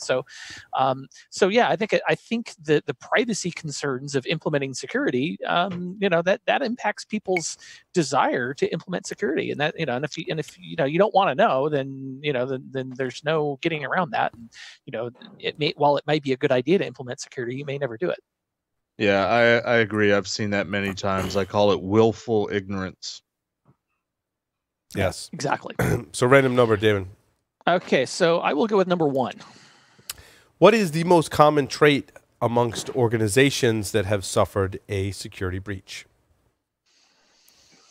Ooh, In terms, that's clarify the question in terms of what caused them to be breached, or how they behaved afterwards, or what they look like a year later. I would say open-ended. Yeah, open-ended. Any kind of trait, whether that's behavioral, whether that's cultural, which is where I would lean with the answer to this question, technical, control, process, what have you. And so I'd love to go Larry, on that you one. breach organizations all the time. So. Yes, and I think one of the largest ones that we still continue to see, and may not necessarily be our first avenue of attack anymore, but it is abysmal inventory, whether it be from a hardware, software, operating system, or patch-wise across all of those. Incredibly poor inventory. Oh, we had a WordPress site facing the internet? Oh, I didn't know that. Oh, we had those ports open to a machine that it was redirected to somewhere else we didn't. Oh. So I think a worthy, I'll throw this out for consideration to our illustrious panel. I think a worthy sort of follow-up question is, if we're describing common traits, however we interpret that, I think more often than not, we are going to describe what I would call symptoms. So part B of the question might be, and what do you think is the root cause of that symptom that you encountered? So for example, Larry, you saw what you saw as a common, we don't have an idea of what our inventory is. What do you or anyone suppose is the root cause? Why does that condition exist? Why is that a common trait? I think it comes down to communication issues between parts of the organizations, right? That the left hand doesn't know what the right hand is doing. The security team doesn't know what actually needs protecting, or even more importantly, why, right? I think that. And I used to do discussions with customers where I'd go in for a couple of days and we talk about what they're doing and why, and the different controls and that kind of thing. And a lot of what I see is that the left hand doesn't know what the right hand is doing and why it's important, and that's I'd say organizations that have been breached, probably I'd say that's a pretty that's a pretty important thing. It's like, okay, well, if you don't know what to protect and why to protect it, then you're not going to protect it. And so I think that's I think getting everybody on the same page is, I think it's the solution to a lot of things. It's not going to solve everything. You still actually have to do those things. But if everybody has a common understanding of why things need to be protected, what needs to be protected, then you can debate about how to protect it or how to protect it the most effectively. And those are. I also think that it's a technical challenge too, to understand everything. First of all, just devices and or systems you have in your environment is one thing. To understand what services they're running and what ports they need to communicate on is another thing. And then understanding the trust relationships between those systems and or users with those said services. Just those three things alone is a huge technical challenge. And it's a huge technical challenge because it necessarily requires the involvement of multiple organizations that traditionally sort of stay in their lane, and they only look at what they look at. I mean, I swear, as when I would go out and do, all right, how long has it been in the show? When I would do PCI assessments, and I would be interviewing, the network team versus the desktop team versus the DBA team. I swear, tell me about the system that you're, if it was a, Unix administrator. Yeah, we run all these Linux boxes. What's on them? I don't care. I just keep the Linux box running. Right. And where does it sit on the network? I don't know. Or, you talk to the network people, what's on this particular segment over here that's labeled, highly sensitive? I don't know. They just tell me to set it up, and I just do it. Even DBAs, what's on the database? I don't know. What's in this field? This this database schema that you've created. What's this one that's labeled sensitive data? I don't know. They just told me to make it 16 digits wide. Oh, okay. Might it be where the credit card number is stored? I don't know. So. Yeah, I was going to agree with what Damon said, but I, and we're talking about it, but I think a lot of the part of the problem is in the not communication. There's also a presumption that somebody else has got it covered. Yeah, no, definitely, Jeff. No, I don't have to worry about it because somebody else will. Yeah, that's a thing. So can I chime in on the question? And then I'd love to hear from Jeff. And then I'd love to hear from Lee. So, yeah, I would love to hear from Lee too. I'll put my 2 cents in, and it sort of echoes Larry. I will say this: I can almost now predict in a pre-sales conversation how far we're going to actually succeed in a customer engagement just by the tone of the various players that are speaking to me on the phone. And I think Larry probably has a similar experience. And it really comes down to this: whether the organization sees itself as a cohesive whole in terms of its efforts with respect to risk mitigation and ownership of the assets and the information that they're dealing with, or it sees itself as discrete, separate parts. Jeff, let me cut to the chase and ask you or Larry a pointed question, because I used to see that all the time back in my pen testing days. How much of your presumption, how much of your conclusion that you just referred to was based on the personality, the level of arrogance, the level of we got this, you know what I'm saying? Yes, just sort of that.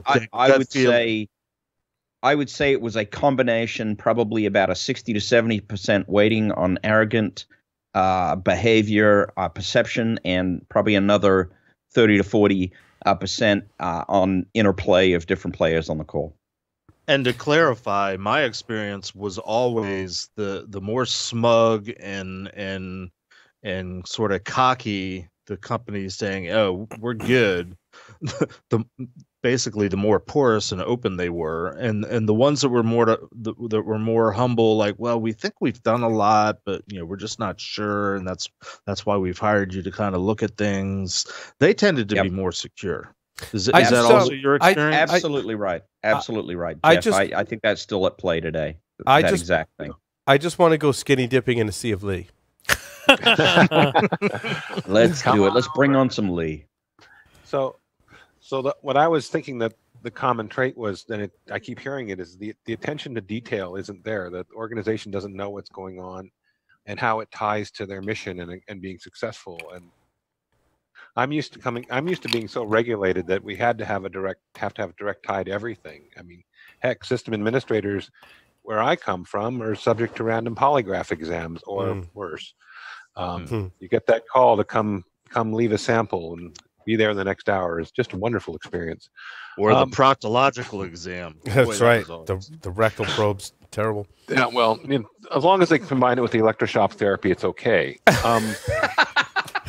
Nice. But yeah, I just I know there's folks out there that want to run free and are committed to proving that security doesn't know what the hell they're doing and can't see them.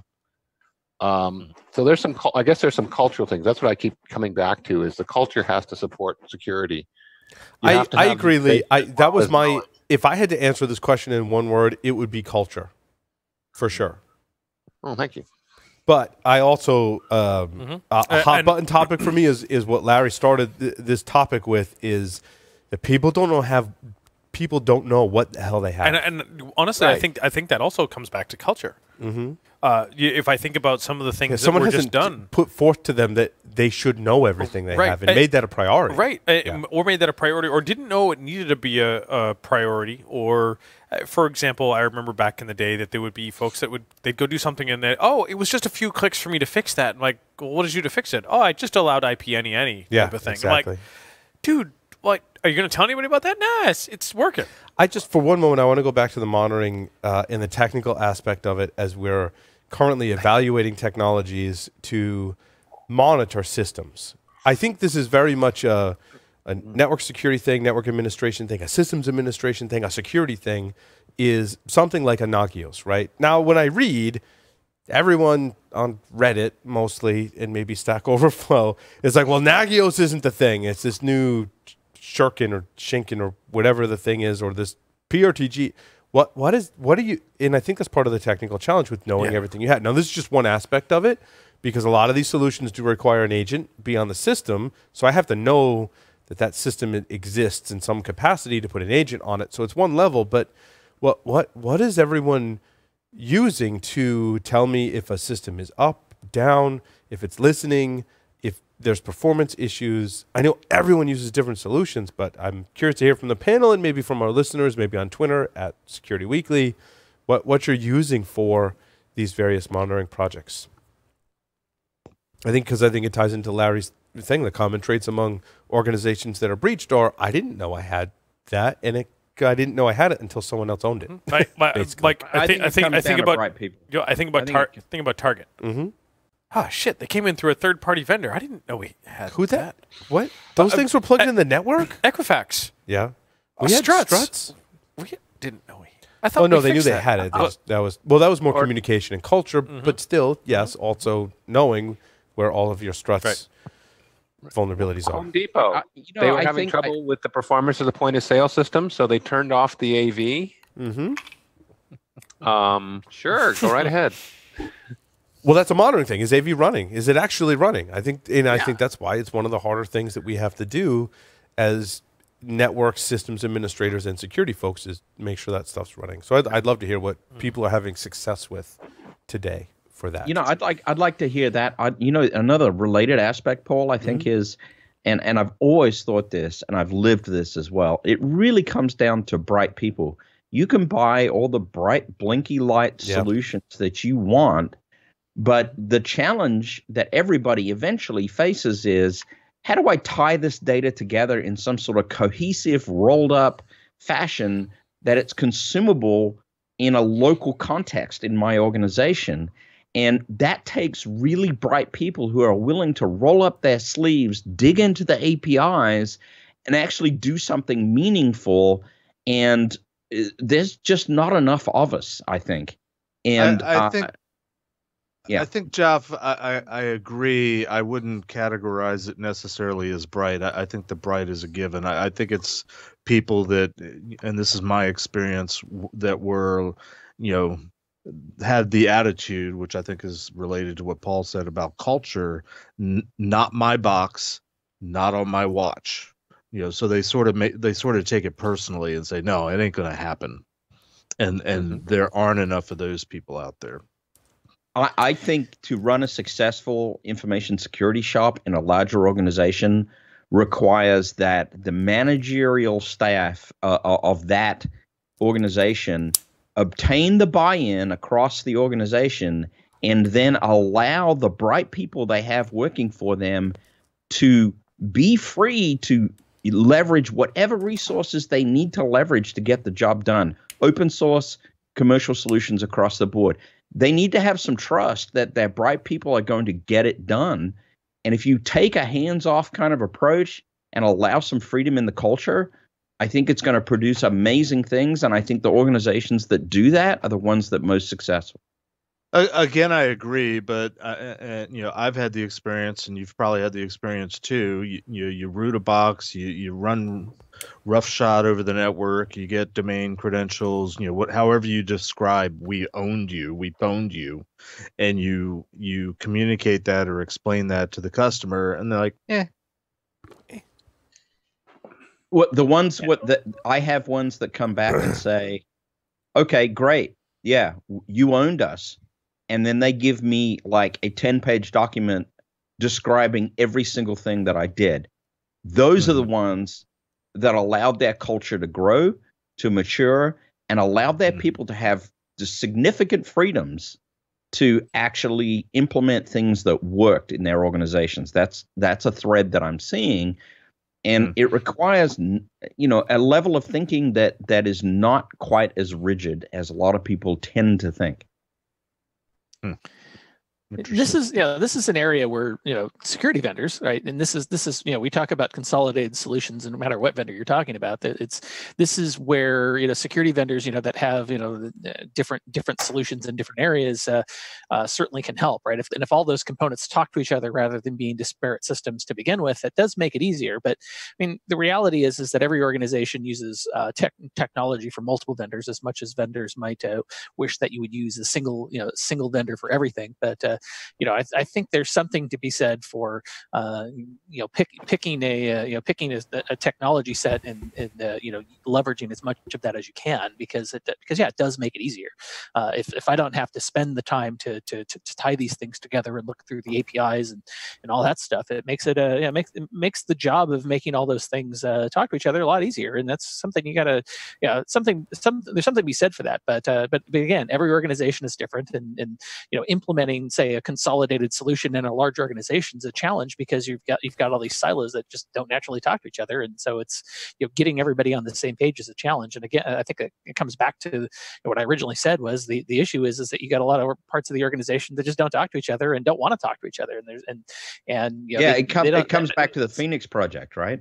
Yeah. I mean, it truly comes back to the Phoenix Project. Always does. Those people that understand the business, those people that form the lateral relationships across the organization and can actually get buy-in from people that are completely unrelated to IT, from people that are performing some business-focused function, those people that can form those relationships that are IT security managers are always going to be the most successful. Yeah, and I think organizations that are the most successful with that, that they have people that are willing to reach across the aisle, as it were, and have those conversations. Because I think, I think for us as security professionals to be successful, we have to be willing to reach across the aisle and understand the problems from the other person's point of view. And that's I think in the organizations where again we have come back to the original point is that we don't if we're not the organizations where there's breaches, I think that's the issue. Is in a lot of cases is that the organization's not talking to each other. Right. To go back to the question, and based on what you guys are saying,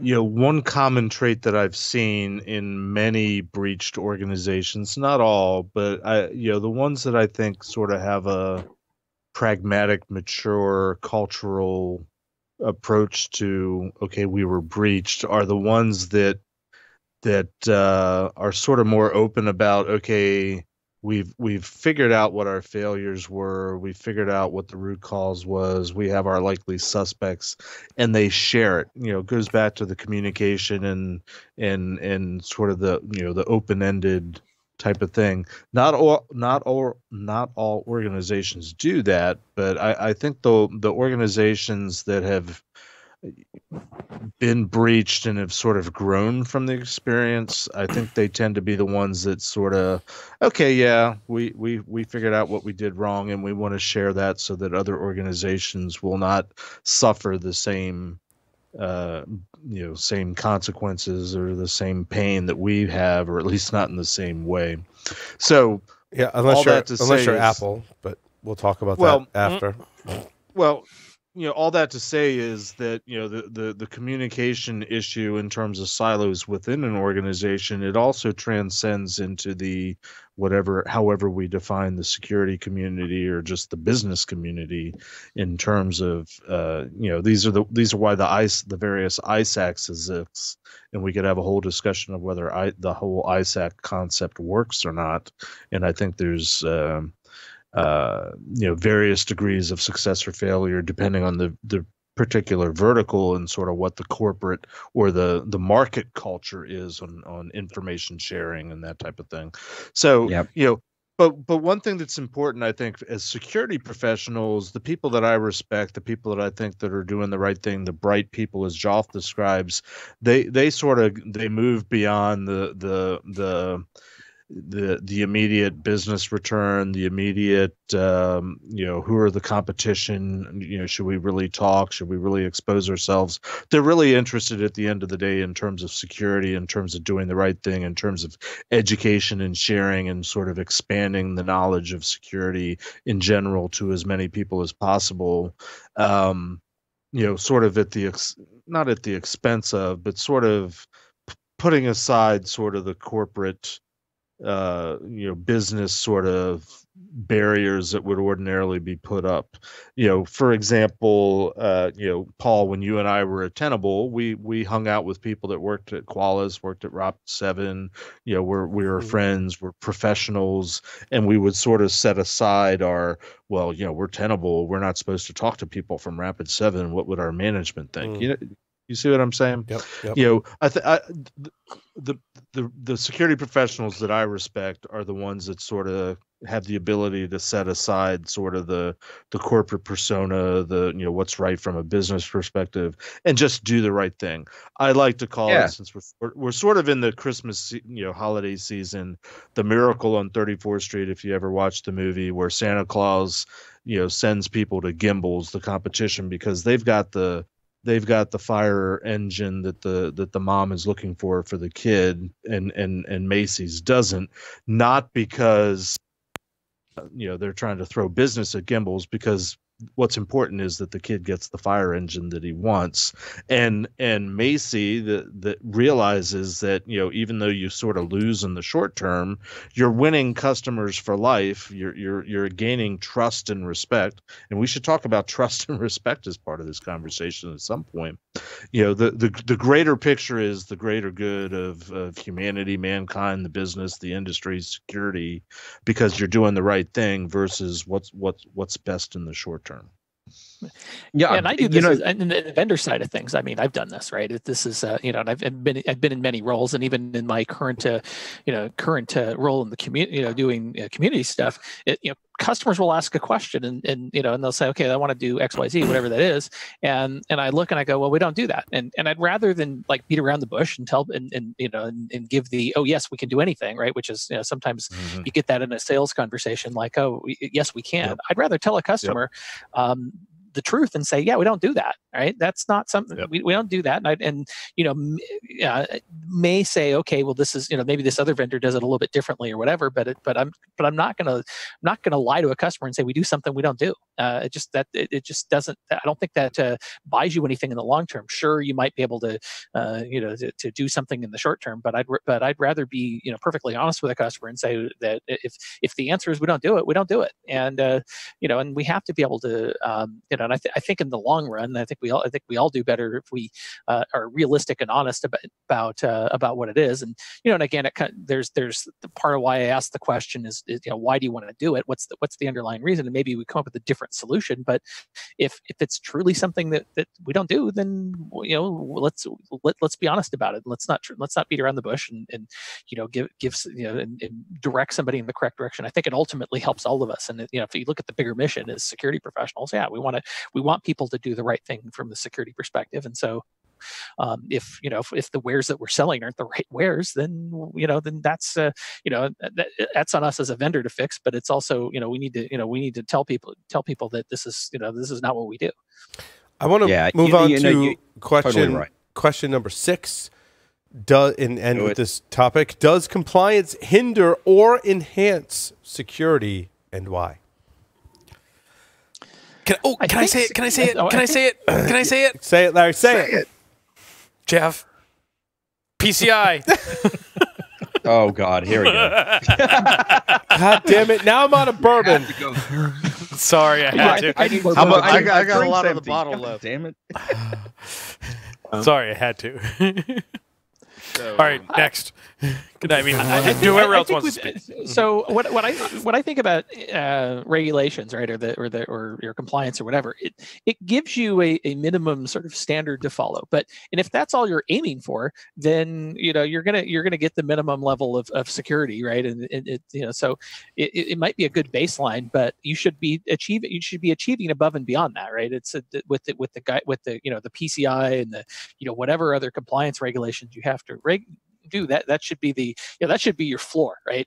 But you should try to reach higher than that. And so it's I think it's if you're not meeting the PCI standard or whatever the standard is, you probably got a whole bunch of other problems. So it's but I think it's not about the regulations themselves. I think it's the fact that we use them as the ceiling rather than the floor.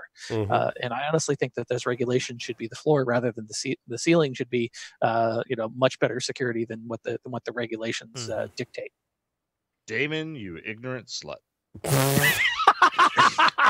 Oh my God. I'm glad Jeff spreads the love with that comment, because some people don't get the reference, and all of us on this are old enough to know what that means, and I appreciate it. I mean, no. Oh God, that's wonderful. That is the classic. We're dying here. We're dying. That is the classic vendor conversation about PCI or regulations or compliance in terms of it's a bare minimum. I object in terms of I've had so many customers that actually try to follow the PCI standard and struggle to actually meet everything that it says to do, because PCI, which is different from all the other compliance regulatory standards, is a pass-fail. It's 100% or zero type of exercise if you're doing it right. PCI, while I'm recently back into PCI from the perspective of more advisory, trying to help my clients do PCI the right way or prepare themselves to do security. But my perspective is always, be secure, and if you're secure, we'll make the PCI work. And there's too few people that are, I think, capable of making that intellectual leap, if you will. But to answer the question from a PCI perspective, does compliance hinder or hurt? There's a lot of companies out there that need to do security that have never done security. It's not part of their DNA. It just wasn't part of their corporate culture, to use the word culture again, until they got on the internet and started using the internet for everything. And all of a sudden they had to start thinking about security. If it wasn't for PCI, they wouldn't be doing security. And if we think there's enough, so many breaches now that are occurring that have to do with payment card data, imagine what the world would be like if that wasn't the case. Where I think the problem is, to try to extend beyond PCI, where I think the problem is with compliance is every other compliance standard. And I was having this conversation last night with some people that we were talking about the NIST cybersecurity framework and a few other things. Most of the, especially sort of government or quasi-government organizations that put out these kind of standards, it tends to be, here's might be great stuff, great content. Here's everything that you could possibly think of in terms of what you should do from a security perspective in your organization, from physical processes to devices, every type of device, every type of system, every type of OS. This is what you need to do. And they kind of throw it out there. And we were talking about this last night. The missing ingredient, the missing link very often is somebody in the organization that can take this document, this standards, this framework, this best practice, this compliance standard, and say, what of all these comprehensive things that should be done from a security perspective makes sense to our organization, are things that apply to our organization? And of course, someone made the comment, well, isn't that what we hire E&Y to do? Which unfortunately, too often the answer is yes. So my general statement would be, if it wasn't for compliance and regulatory standards, many institutions and organizations that exist in our world, many vertical markets, simply wouldn't do security because it's not part of their DNA. It's not that they wouldn't do it because it would help them, but they wouldn't do it because they don't have to. So if nothing else, I'm not saying it's a good thing or a bad thing, but compliance and regulatory requirements makes companies do security because because otherwise they wouldn't do it, and that's the reality in the non-DoD, So Jeff, I think services world. I think that compliance regulations in general are a double-edged sword. I think that the goal that many regulations have is to, very high level, make the world a better place, protect the greater good.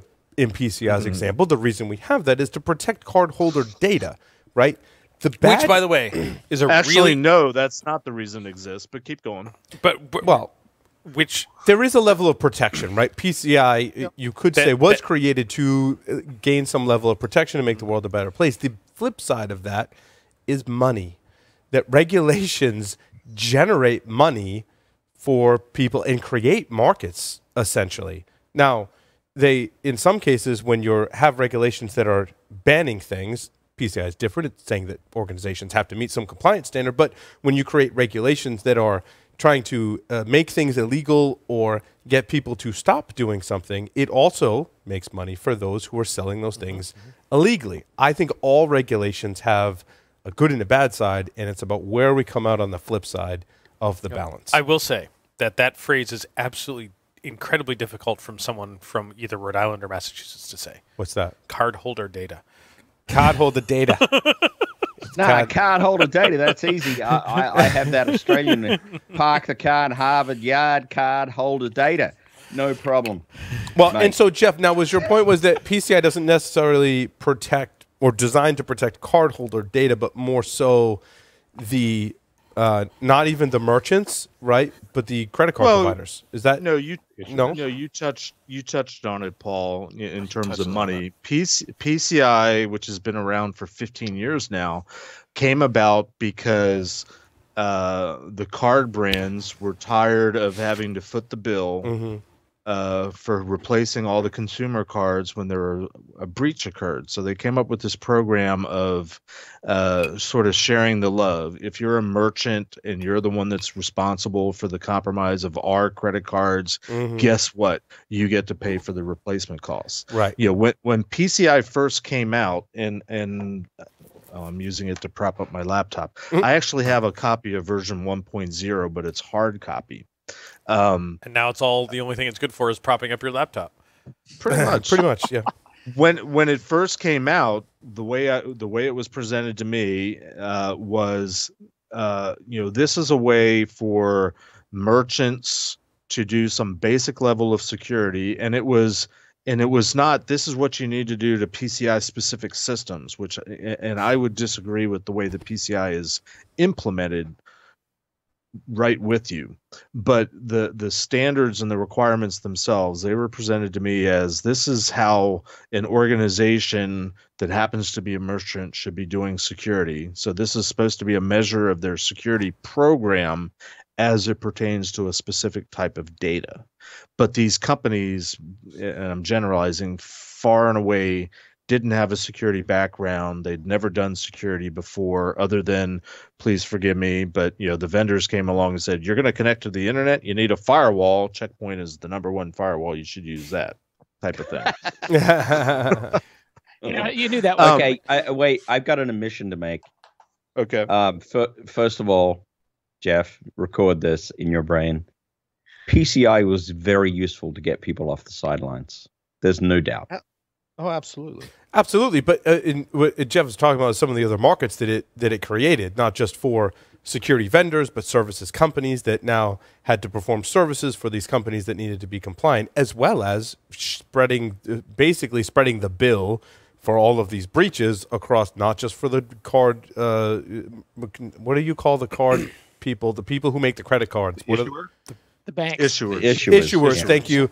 Not just so the issuers didn't have to foot the bill, but now the merchants have to partake in that as well. So there's a huge economic system or subsystem that's created when we have regulations. We hope that coming out of it, that less cardholder data is getting compromised.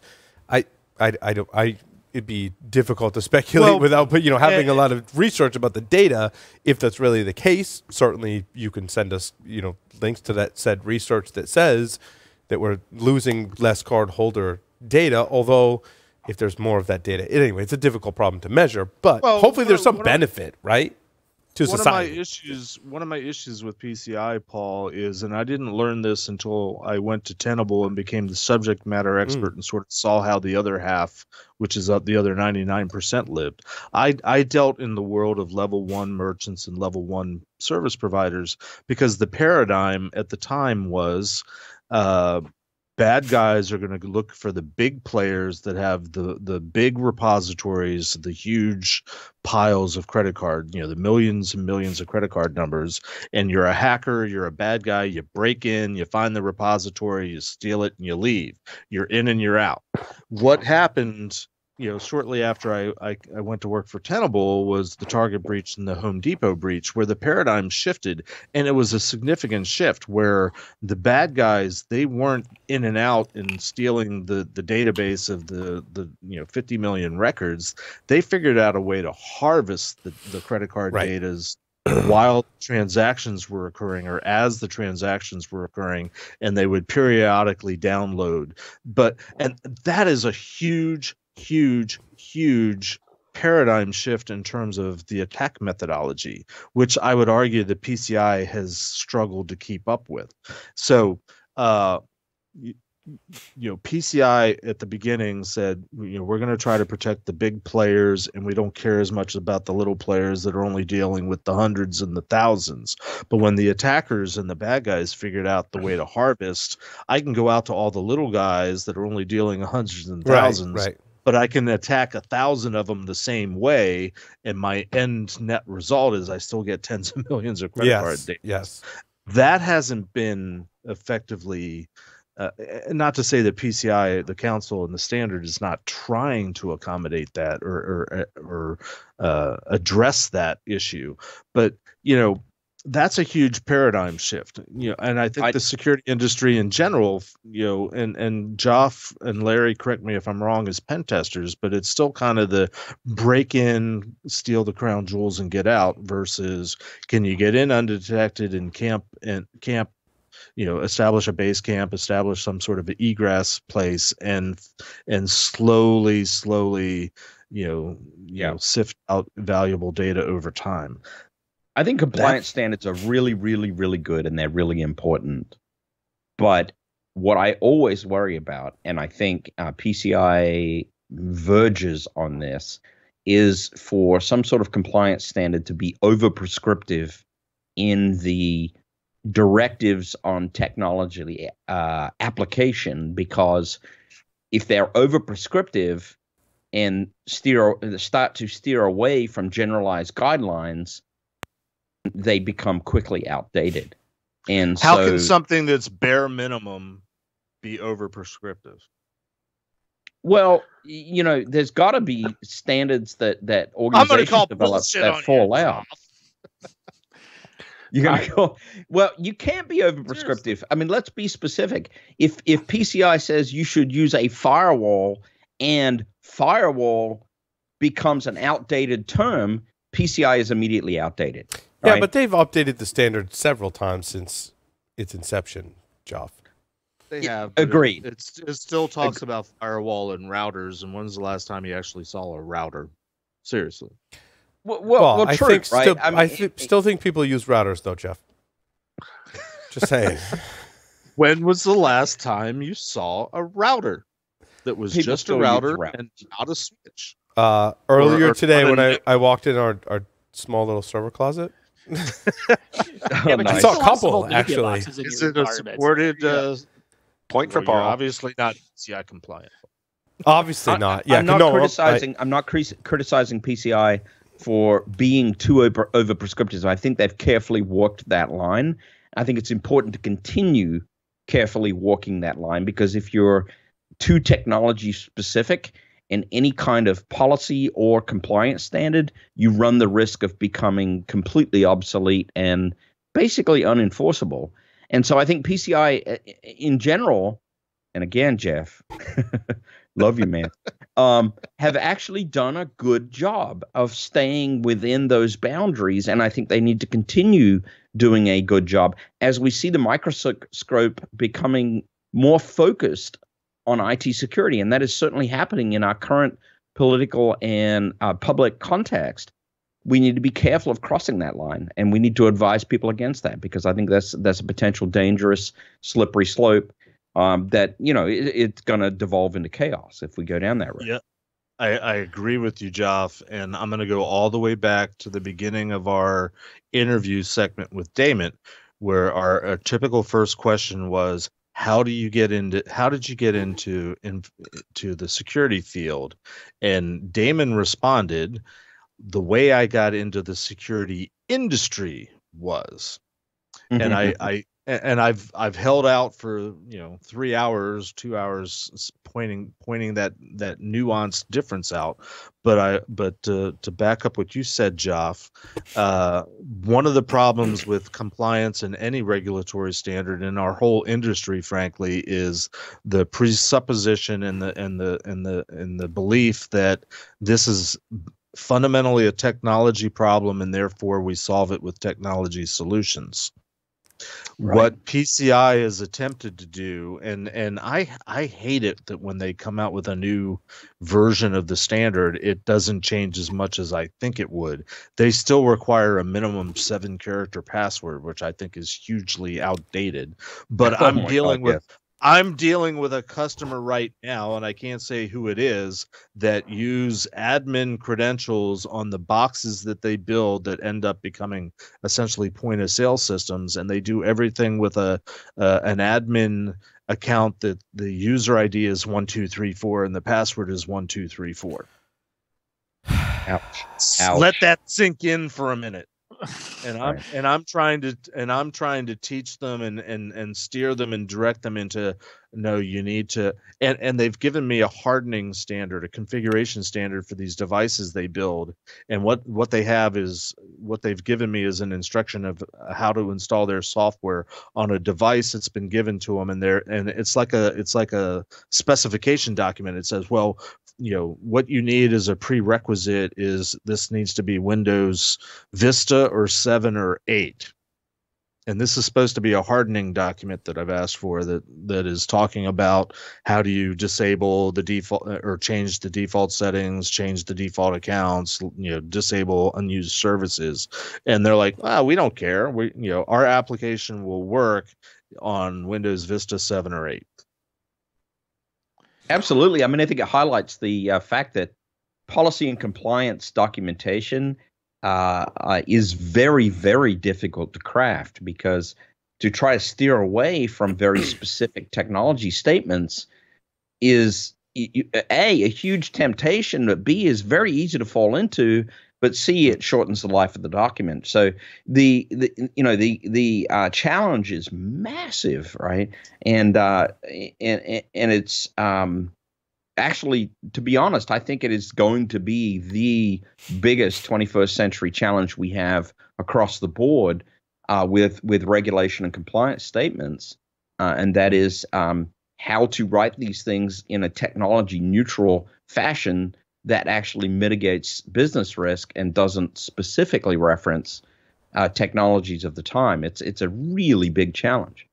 I want to go give Dameon the floor, because I know we wanted to plug the Checkpoint community, but also is stick up for some vendors that, of course, they're using compliance as one of those things to help sell solutions to people, and the good ones are providing solutions that actually solve people's problems. I think compliance, one of the benefits is they bring those people that maybe never look at a security solution and get them adopting something, and hopefully the vendors are solving their problem if they're doing it right. Dameon, over to you. Yeah, I think that we're regulating. I think just to kind of summarize where some of the where the regulations fail is they prescribe how oftentimes, and not necessarily why or what, right? What's the goal, right? What's the problem we're trying to solve with the regulation? And for some organizations, a particular regulation may not make sense because that's not part of their business, right? And so you have to be able to take a regulation or requirements and be able to put it into context and be able to say, okay, well, in this environment, this doesn't make any sense because it's not it's not a part of it's not something that we do as an organization, so it doesn't make sense to comply with a regulation about it because we don't do that. And but again, and I think that's where a lot of the regulations maybe need to be improved is the why and the and the what, right? And maybe not get in so much into the how. And yes, I mean that's a very challenging thing because the how is going to change, right? I mean the how has changed in 20 something years, and God, who knows what in another 20 years, what is it going to the how is going to be completely different. I mean, my mind is boggling at all the things that have happened just in the last 5 years with with where my data is and how do you secure it when your data is somewhere else or I don't even know where the data is. So how do you secure it? I mean, so that there's, but you still have to come back to the why and the what, right? And then you can figure out the how from there. But I guess if you're an organization trying to do it like a build document, you need to get into the how. But yeah, it still seems like all the regulations should start with the why and the what, and be minimal on the how. And Dameon, sorry to close out this segment, you wanted to make a plug for your wonderful community where you help people. Yeah, I should do that. I feel like when we got to the end of my interview, I'm like, oh crap, we didn't plug the Checkmates community. So phoneboy.com 2.0, as I jokingly refer to it, is community.checkpoint.com, and it's our user community. You've got people that are Checkpoint employees, you've got partners, you've got customers. All sharing and collaborating, and we're companies using the community to talk with to let them know what we're doing, early availabilities, and making and getting their feedback and working with them on issues and so on. And this is what I'm doing. This is why I'm traveling. I mean, we're doing local user groups all over the place. We've got I've got a partner in Europe that's also helping out and also doing doing local user groups there. And so we're kind of going all over the place and trying to helping customers solve their Checkpoint problems and talk about best practices and that kind of thing, and getting to what's the problem you're trying to solve, and here's how to do that. And everybody's different, and that's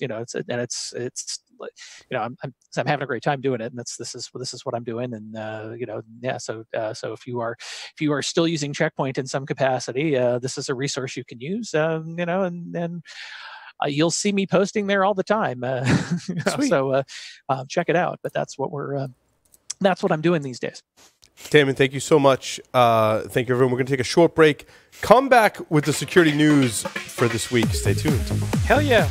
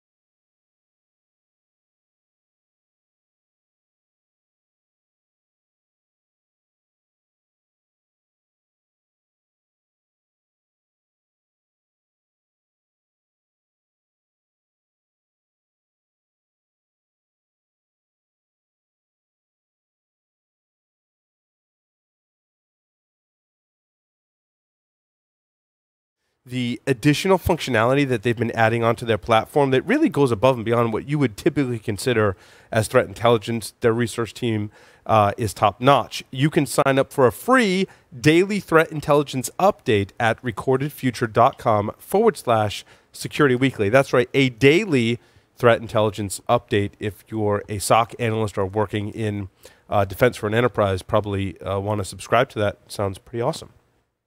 Again, that's recordedfuture.com/security weekly. I also have an update for active countermeasures. Of course, producing a hunter, I was one of the founders for active countermeasures. I was going to say, wait, was? Yes, no, am still. Although Chris Breton largely is doing most of the work, leading development and sales as well, which is really awesome. The product looks great. One of the screens that I really like basically gives you a snapshot of, it tells you basically what was compromised and what was leaking out and beaconing and compromised in one screen, which is really awesome because that was our goal, right? One of our goals, and probably the most important one for me, was to have that. We have a new landing page. It is securityweekly.com/ACM. It's a brand new landing page, all of the content that we'll be collecting and working with them. The one that's on there is Chris Breton's technical segment from, I think, Q4 last year about how to do threat hunting. He's got a great blog series, and we'll be working with the folks at ACM to produce that content together and bring it to you.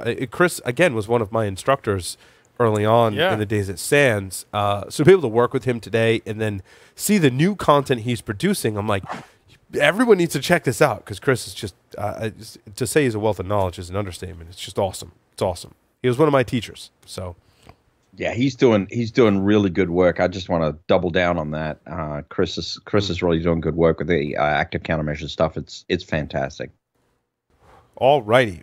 So let's jump into the security news. I just, with the new year, how many articles did we see about predictions for 2019, the best of 2018, the worst of 2018, the top vulnerabilities of 20? It's just, so when I saw this article, it was titled The Worst Hacks of 2018.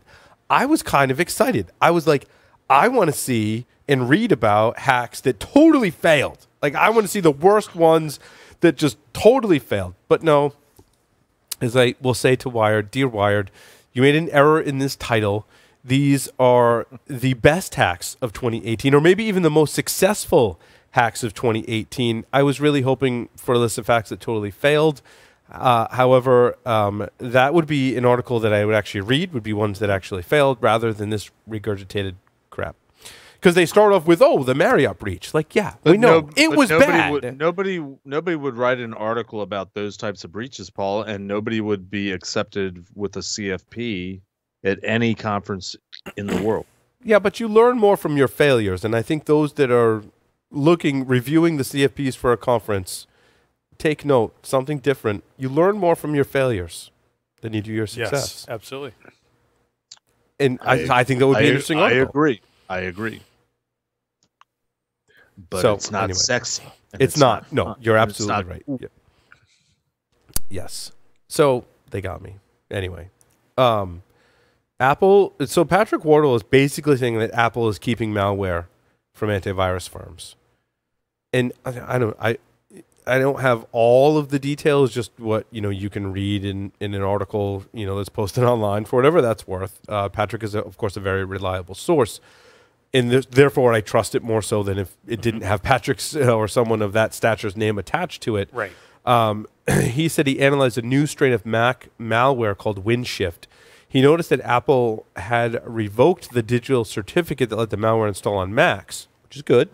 But then he checked VirusTotal, of course, the online repository of known malware, and only two of the some 60 odd antivirus malware detection engines could spot WinShift. His stance is that Apple did not share information about this malware with enough of the anti-malware industry in order for more than just 2 out of the 62, and there might even be more in VirusTotal, that are detecting this particular malware.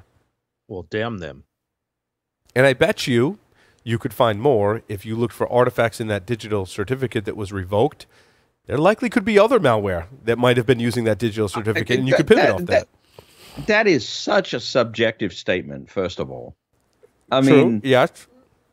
I'm how glad many you're taking. times?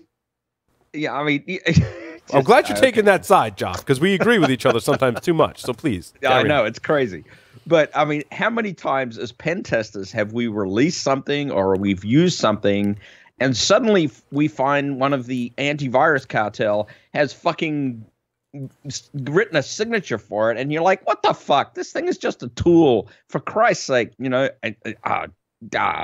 I just want to rant and rave right now.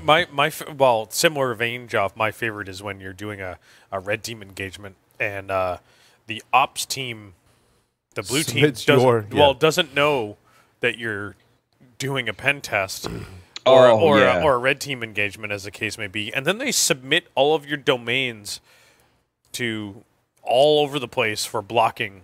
And in fact, then your hosting provider contacts you and says, yeah, your shit is serving up malware. Like, actually, no, it's not. But the difference is that you folks are creating malware with permission, right? Using it with permission. Kind of under contract, right? WinShift is the research so far, it says seems to target specific individuals in the Middle East as part of a state-sponsored espionage campaign. Yeah. You would think if you had evidence of that you wouldn't say, well, this is just, someone that created a tool and, maybe we don't need to really report it because it's, but no, apparently someone had evidence. The article is vague about who had that evidence. But if, let's just say speculatively that Apple had that evidence that it was part of a state-sponsored espionage campaign targeted at the Middle East, wouldn't it, for the greater good, behoove them to then tell the AV community? What does Apple have to lose by doing that? Right, because right now it's targeting the Middle East. Where is it going to target next? Sure.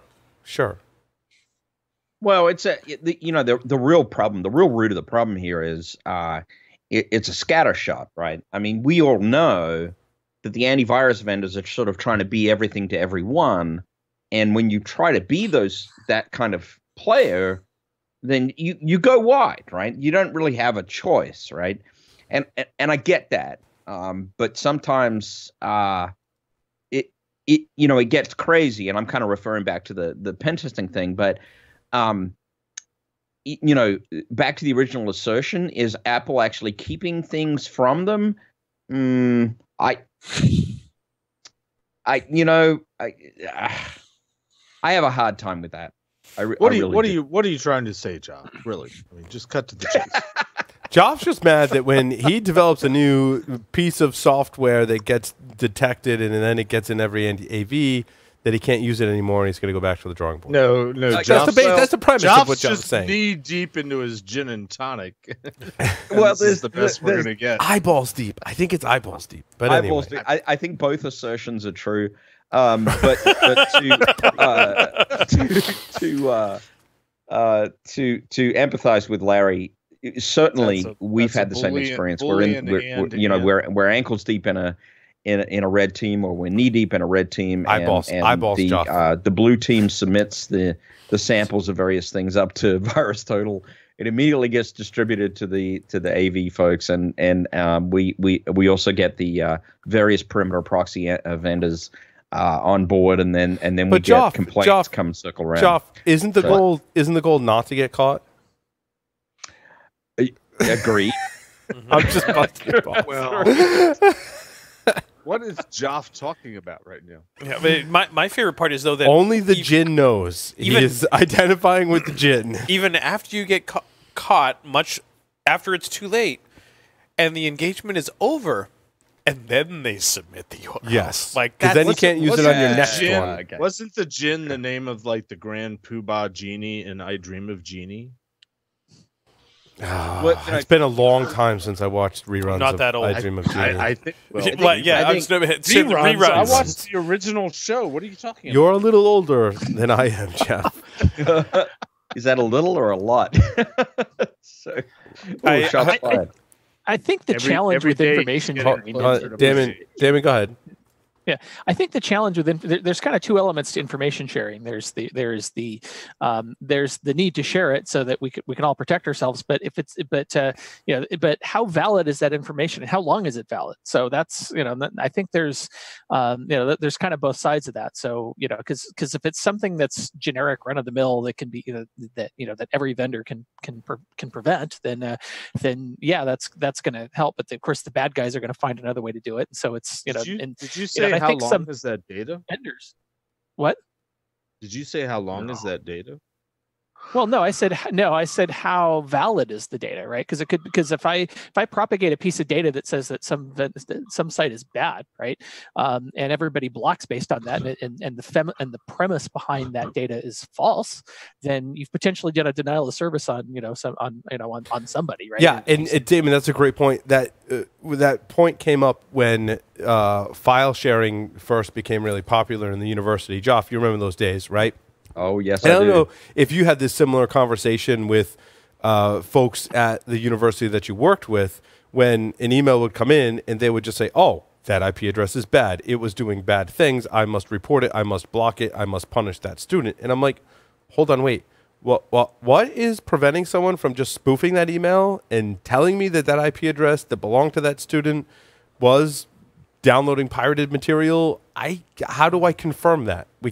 We have to do some level of validation before we act on it. And I think I've experienced, Dameon, that firsthand. Are you talking about attribution? Attribution is hard. We all know this. Yes. Yeah. I think attribution is hard, but attribution is something that people get caught up in when they probably should back off a little bit and think about the overall context, right? Sure. So, anyway, let's let Dameon continue. Yeah, and I think security vendors sometimes look at this data as something that's crown jewels or whatever, and might actually be something that's that's considered I don't know what's the word something proprietary, but the reality is that there's threats happening all the time, and and if you're just blocking based on a signature only, then you're going to get overrun by for the need for signatures. So you have to have other technologies in there that are maybe not signature based, and so I think it's nailed it. Yeah, that's it. There is you have to have many different layers to it, and signature, AV signatures, IPS, right? They're good thing. I think they're good in the sense that they're kind of I call them crap filters in the sense that they filter out a certain amount of crap, but there's false positives with any of that stuff, right? And it's going, and there's things are going to change and they have to be updated and all that. So it's not just a a simple thing. And by the way, these things get updated it used to be that if you updated the signatures once a day or once a week, you'd be fine. Now you need to do it continuously because there's just no way to keep up. So I think it's I think you have to have many different technologies, not just AV, not just IPS, but I think maybe just my guess is that maybe Apple thinks that this is proprietary information. I don't know that for sure, but that's what I see in different with the different vendors trying to share information amongst each other. I think there's that concern that something might be considered proprietary, and they might be able to use it as a leg up or something. And I don't, at the end of the day, the information's out there. It's just a question of whether you have it or not. And then you should use what you can to to protect your environments. But it's I think that's the problem. When you communicate information, it could be wrong, and that you could be blocking somebody inadvertently. However, this information from Patrick Wardle is somewhat consistent with the way that Apple treats security incidents, vulnerabilities, and other such things. Very hush-hush. We don't want to tell anyone about anything. We just want you to have your mystical, magical MacBook and have it look pretty with a touch bar and everything. Yeah, when Apple Apple doesn't talk about security vulnerabilities until they've patched it, and they say and if you read their the iOS updates or Mac OS updates, it has very, very minimal information to tell you what exactly happened, right? Mm-hmm. And I think this is always the issue with with releasing signatures or whatever, is that they can be reverse engineered to go figure out what the vulnerability was, and that's always a concern, and so that you have to so once the information is out there about how to protect against it, then there's always the potential to figure out how to reverse engineer it and go, oh, okay, well, where else does that rabbit hole go? Yeah, so, I mean, and Dameon, as you know, the flip side of that is someone else is likely figuring it out. I mean, just because let's say Apple finds a vulnerability, doesn't mean they found it first, right? And if someone developed an exploit, doesn't mean that anyone knows about it other than maybe a small group of nefarious people. Yeah, you're absolutely right. That's the calculus, I think, that goes into the decision about whether to release something or not, and how much information to release. And Apple's fairly conservative about the information they release, and it's I think a little bit more disclosure wouldn't hurt, but it's but yeah, Apple doesn't play by those rules. And so yeah, when you describe that story to me, it sounds like this is just the way Apple typically reacts to these things. I just before we get to your story or others, I just want to. I had like an "I told you so" moment. Hackers have hijacked smart TVs to promote PewDiePie. PewDie? No, it says PewDiePie in the in the article title. I think I've read that before as Pew just because whatever, but. Anyway, it's the YouTube channel where. So the history behind this. You read it as pubes. Or that, yes. But the history behind this is there was competing YouTube channels. There was a printer hack a while back that was. They sent print jobs to all these printers that were exposed to the internet, promoting the YouTube channel, which is an interesting marketing ploy to say the least. I don't know how effective it was for them. However, the latest round is looking for publicly exposed televisions and or Google Google, what is the Google streaming device that plugs into HDMI? Google Home? No, that plugs into Chromecast. Chromecast, thank you. Chromecast, and other even extended into other Android devices that support ADB service, the Android debugging service that lets you install applications over the network, among other things. Basically what they did was, and so the article doesn't get into a lot of good technical details. However, my estimation is like they scanned the internet. One of the ways they used was universal plug and play, that they could play a video or put an image up on people's TVs advertising for this YouTube channel. I speculated several years ago that attackers would monetize flaws in IoT devices by putting pop-ups on your televisions, that they monetize by putting pop-ups on your browsers, right? That the next level of monetization would be putting it on your smart devices. And why not? You're sitting there watching your TV. Now you've got pop-ups. People would start, my optimist in myself was saying people would care about security of their Internet of Things, especially their TVs, when they started seeing pop-up ads on them. And here we have today, there's thousands of devices on the internet that you can find. The one that was very concerning for me was the ADB service being exposed directly to the internet. Now they're preying on very much low-hanging fruit here. Yeah. But exposing your Android devices to the internet, whether it's Android TV, a Fire Stick, same thing. They're Android-based devices. They all support ADB in a pretty standard fashion from what I found. That, if you've also checked the box to install third-party applications that you don't trust, basically allows an attacker to install any kind of software they want on the system. ADB also allows other functionality with that they could put pop-up ads on. And here is a ridiculous use case for that. However, my fear is it could, well, maybe it's not a fear. It could start a trend, maybe get people to care about IoT security. In a small pocket. Happen?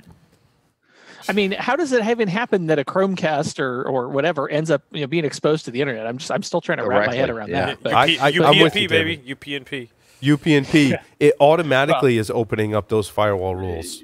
Yeah, well, I mean, Checkpoint firewalls must support. Firewall doesn't run UPnP. Yeah, I mean, Checkpoint must support UPnP, right? You put a device on the network and it Checkpoint firewall. No, none of our SD routers do that. I mean, that's crazy. It's like I know I actually just replaced the Wi-Fi in my house not too long ago, and of course, I saw that it had UPnP. I just kind of shook my head and went, okay. Yeah, exactly. Turn this off. It's very scary. I mean, I've seen it firsthand.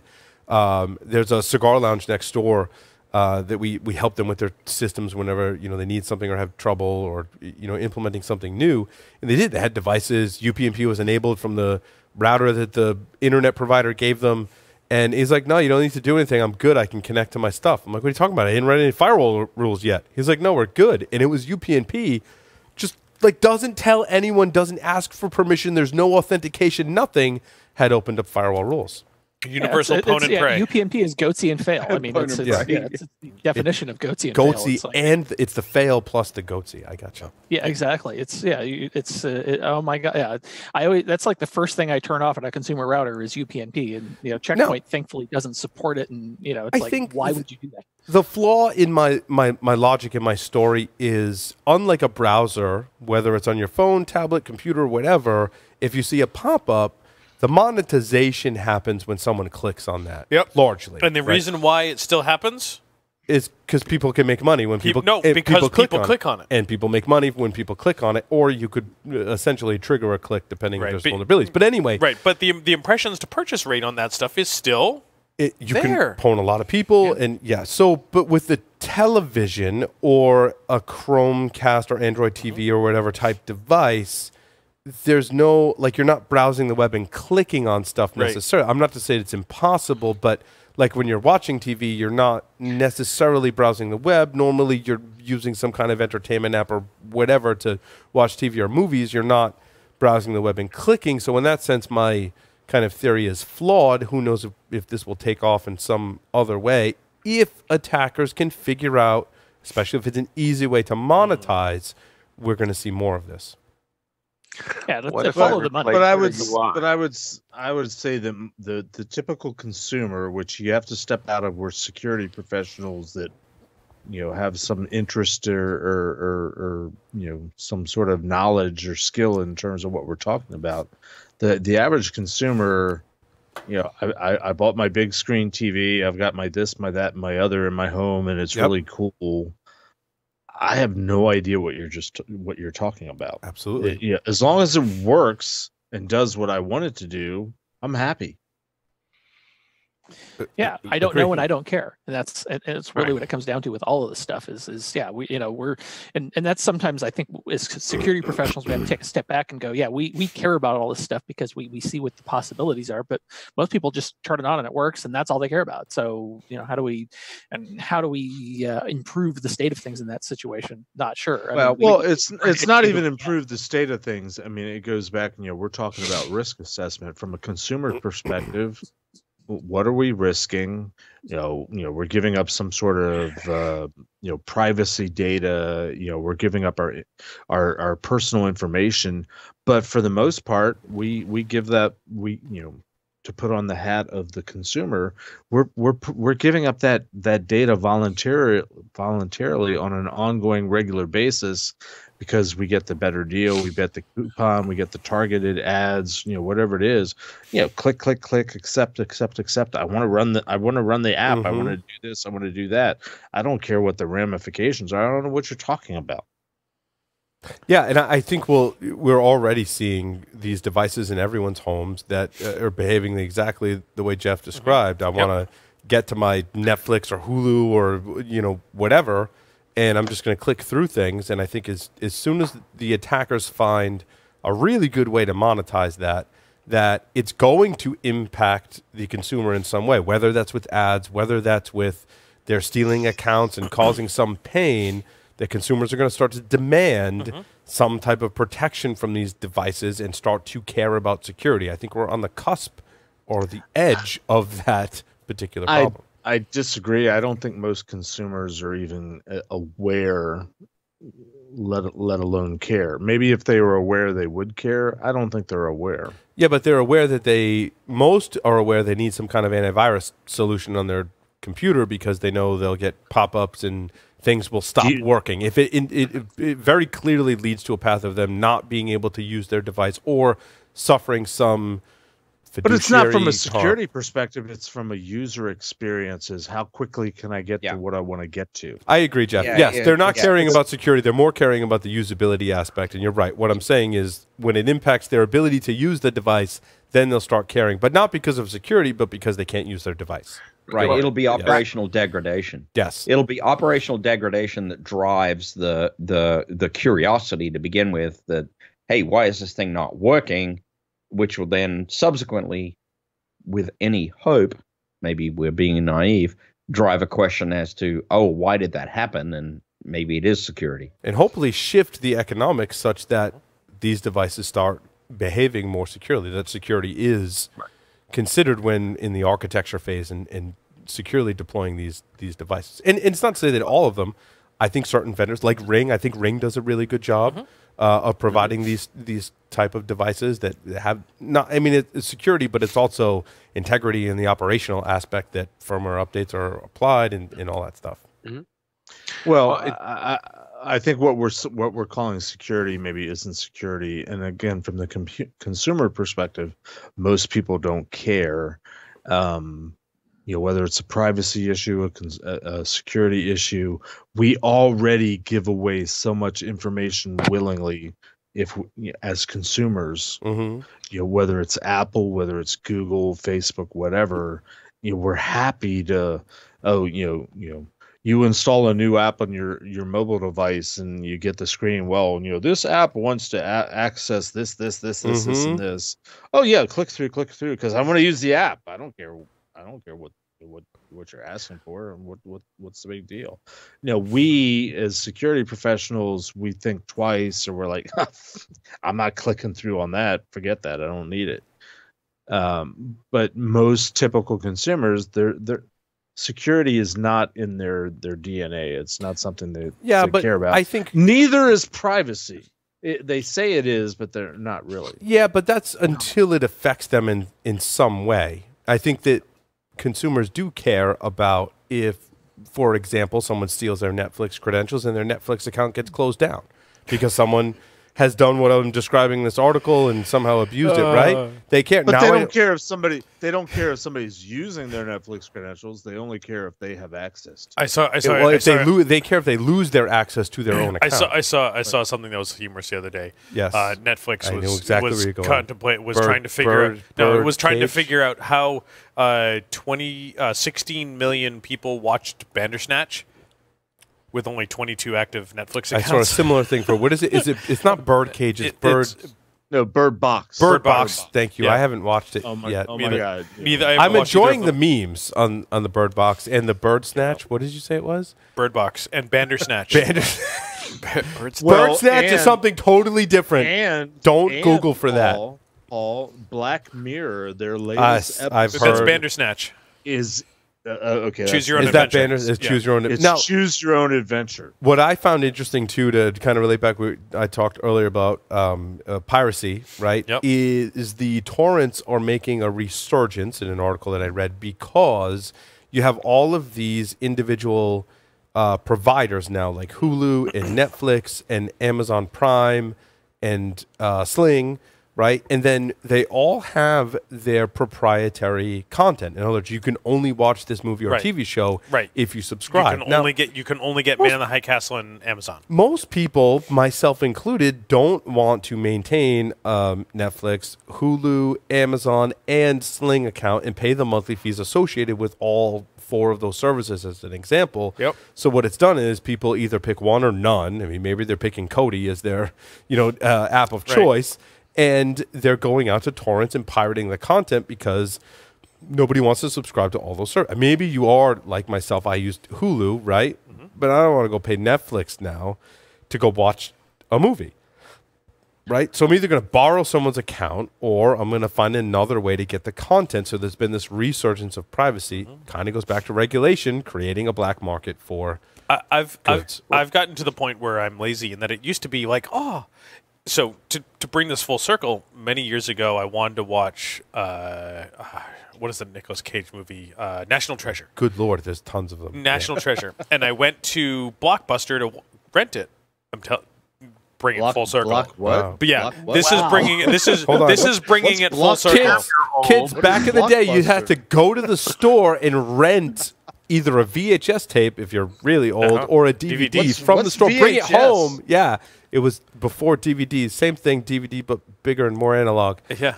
So we went to Blockbuster, and we went for a month to try to get it, and it was constantly rented. Couldn't get it. Yep. So I said, F this. I'm going to go, and I went to Newsgroups, and I downloaded it. And it was the best thing I ever did, because then I started watching movies downloaded, and I didn't have to wait, and I canceled my Blockbuster membership, and and then Blockbuster went out of business.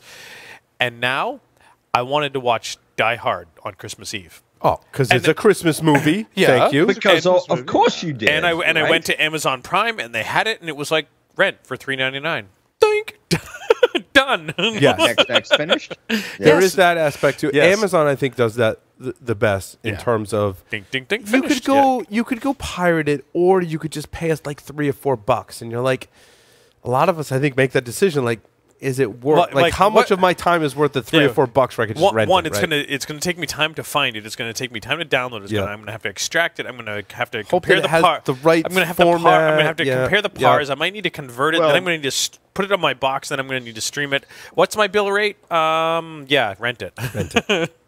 But again, I think our perception is skewed because as security professionals, I think we're more likely to go through that thought process, whereas the typical consumer is like, oh, I can download it here.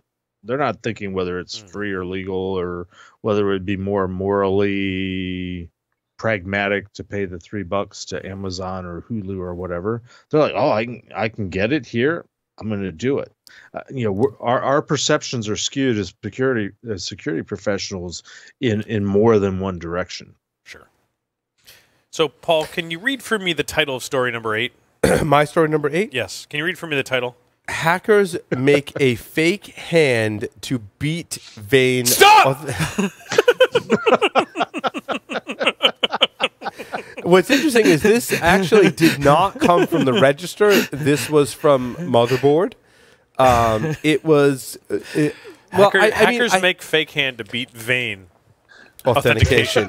Now, the title's funny, but also we've covered, so every time there is a particular type of biometric authentication, we have covered a story about someone who it basically hacks their way around it. It's an arms race. It's called playing whack-a-mole. I mean, I think some of the first examples, Larry, were the silly putty for the fingerprint, or the gummy bears, so this is just an extension of that, and so there are some biometric readers that map the vein footprint in your hand. Yep, or finger, or whichever. Yep. So, and they created a fake hand, which to me, it looked like cake or cookies. It looked delicious. It does. It did look delicious. Which begs the question: I can't believe I'm asking this. Is every male appendage, does it have a unique, however you would measure it? Yes. Well, I mean, fingerprint. I will admit the fifth finger to unlock my iPhone may happen to be. We don't need to know. TMI. Wait, TMI. I got this from Twitchy. Like how long ago? I know Twitchy was big into the biometric authentication bypass. He was he one of the showed first me that ones, trick, but not like early he didn't facial. show it to me. Now Apple, admittedly, has done a very good job with facial recognition. More resilient, in my opinion, and all the stuff that I've seen over the years, more resilient than anything before. Way back in the day, I mean, we're talking about when Twitchy was on the show several years ago, more than 10 years ago, would print out pictures of people and use that for authentication. Now, the technology has evolved, and here is a story where at the it has evolved. Chaos Communications Congress, CCC, was where this was presented. I mean, even better. What are you gonna? My fear is like it looks yummy, and Jeffrey Dahmer ate my fake hand again. But the part that was really creepy about this to me is that we've and I want to round this out about the biometric thing is that they were able to obtain samples to build the fake hand by using a DSLR camera, a modern camera, modern good camera, where they removed the infrared filter and took pictures at a distance of 5 meters. Wow. 15 feet. To be able to recreate the vein images for the hand. Now, the part that I want to round this out about the biometrics is that what happens when your biometric info is out there and it's used as part of your credentials and it's compromised. No, that's a privacy issue. And the big thing, we talk about, you can't use passwords anymore. You need to use passphrases. And next thing will be, you need to use biometrics. Well, that's great. But when my biometrics get compromised, what can I change it to? Yeah, that's a great point. Because I mean, how many times and how often are we recorded as a normal we're going through our day on ATM cameras, highway cameras, intersection cameras. My voice is my passport. Right. I always think of that. Yep. Or this podcast. I mean, we're all being recorded on this podcast, right? Sure. And yeah, we can't change our things, right? This is so. Yeah, I mean, I think it's fine as one factor, but maybe not the only factor. Yeah. For authentication. So I think like, it's how do I change the vein signature in my hand? Yeah, like you can't. I can change my fingerprints with the belt sander. I mean, well, if I can have a curmudgeon-y moment, it all boils down to there's no amount of technology that's going to fix this. Technology is creating as many problems as it's ostensibly fixing. I want to talk about ransomware because Lee had this story as well. So I just want to set it up for Lee. Cloud hosting provider DataResolution.net was hit by the Ryuk ransomware. It's the same ransomware that's responsible for stopping newspaper production for those two people that still read newspapers. Who's still printing newspapers? Apparently the LA Times and others, right, yeah. Lee? Yep. Yeah, I mean, they're printing and they've jobbed it out. I mean, there were papers from Boston that were being printed in LA that got hit by the ransomware because the ransomware was in grabbing the files, going to the typesetting systems. And nobody other than your grandfather noticed. Well, yeah, I mean, it wasn't the end of the world that the paper was a few hours late. But what I saw, and I was trying to find it again because I can't find it, is that the path, apparently there was one of the newspapers had been acquired by another company, and the path was because the two networks for the companies were still interconnected, which I thought was rather interesting. And I'm really upset that I can't find the reference because that seems like if you can't find it, more fun to talk about it. Yeah, he'll find it. Well, I'm getting old. But anyway, I just thought, what the hell? Ransomware and printed papers, what a topic. Mm-hmm. That said, I still get the printed paper. Did you read it? Yeah. I read the best news that's fit to print, and that's on Sunday, and it's on the outside part in color. Mm-hmm. It's called the funny pages. Yeah. And my wife gets the only news that's fit to print. It's printed in color, and it's on the inside. It's called the coupons. Yep. That's the only reason why we get the paper is for the coupons. Well, I would agree because finding coupons online is you're just asking for malware, basically. So that's the other one my wife does is she does coupons on the internet, and she gets like 1,000 emails a day that she goes through, and it's ridiculous. But sometimes you win. She has lots of win. Yep. So we looked at getting the paper when we moved up here, and the least expensive paper we found was $300 a year. Wow. Which is crazy. Yep. And like Larry, I read the colored printed part on the outside, and actually Shelley reads the real news. Wow. Huh. Win-win. Absolutely. But I don't know if it's $300 a year win. Right. Yeah. Right. Yeah. Ours is about the same, $300 a year win. But honestly, the amount of money that my wife saves from clipping coupons from said paper is way more than $300 a year. Sure. So it's an investment that's worth it for us. In fact, we get the Saturday paper and we pick it up from the driveway. We take the bag off of it and we put it in the newspaper pile to use for when we paint and doing paper mache. It literally stays folded out of the bag into the pile. Right. Because that's the only way you can get the paper at the minimal subscription is Saturday and Sunday. Right. When I come to the studio, which is relatively infrequently these days, the hotel that I stay at locally, they have a USA Today and whatever the Rhode Island local paper is.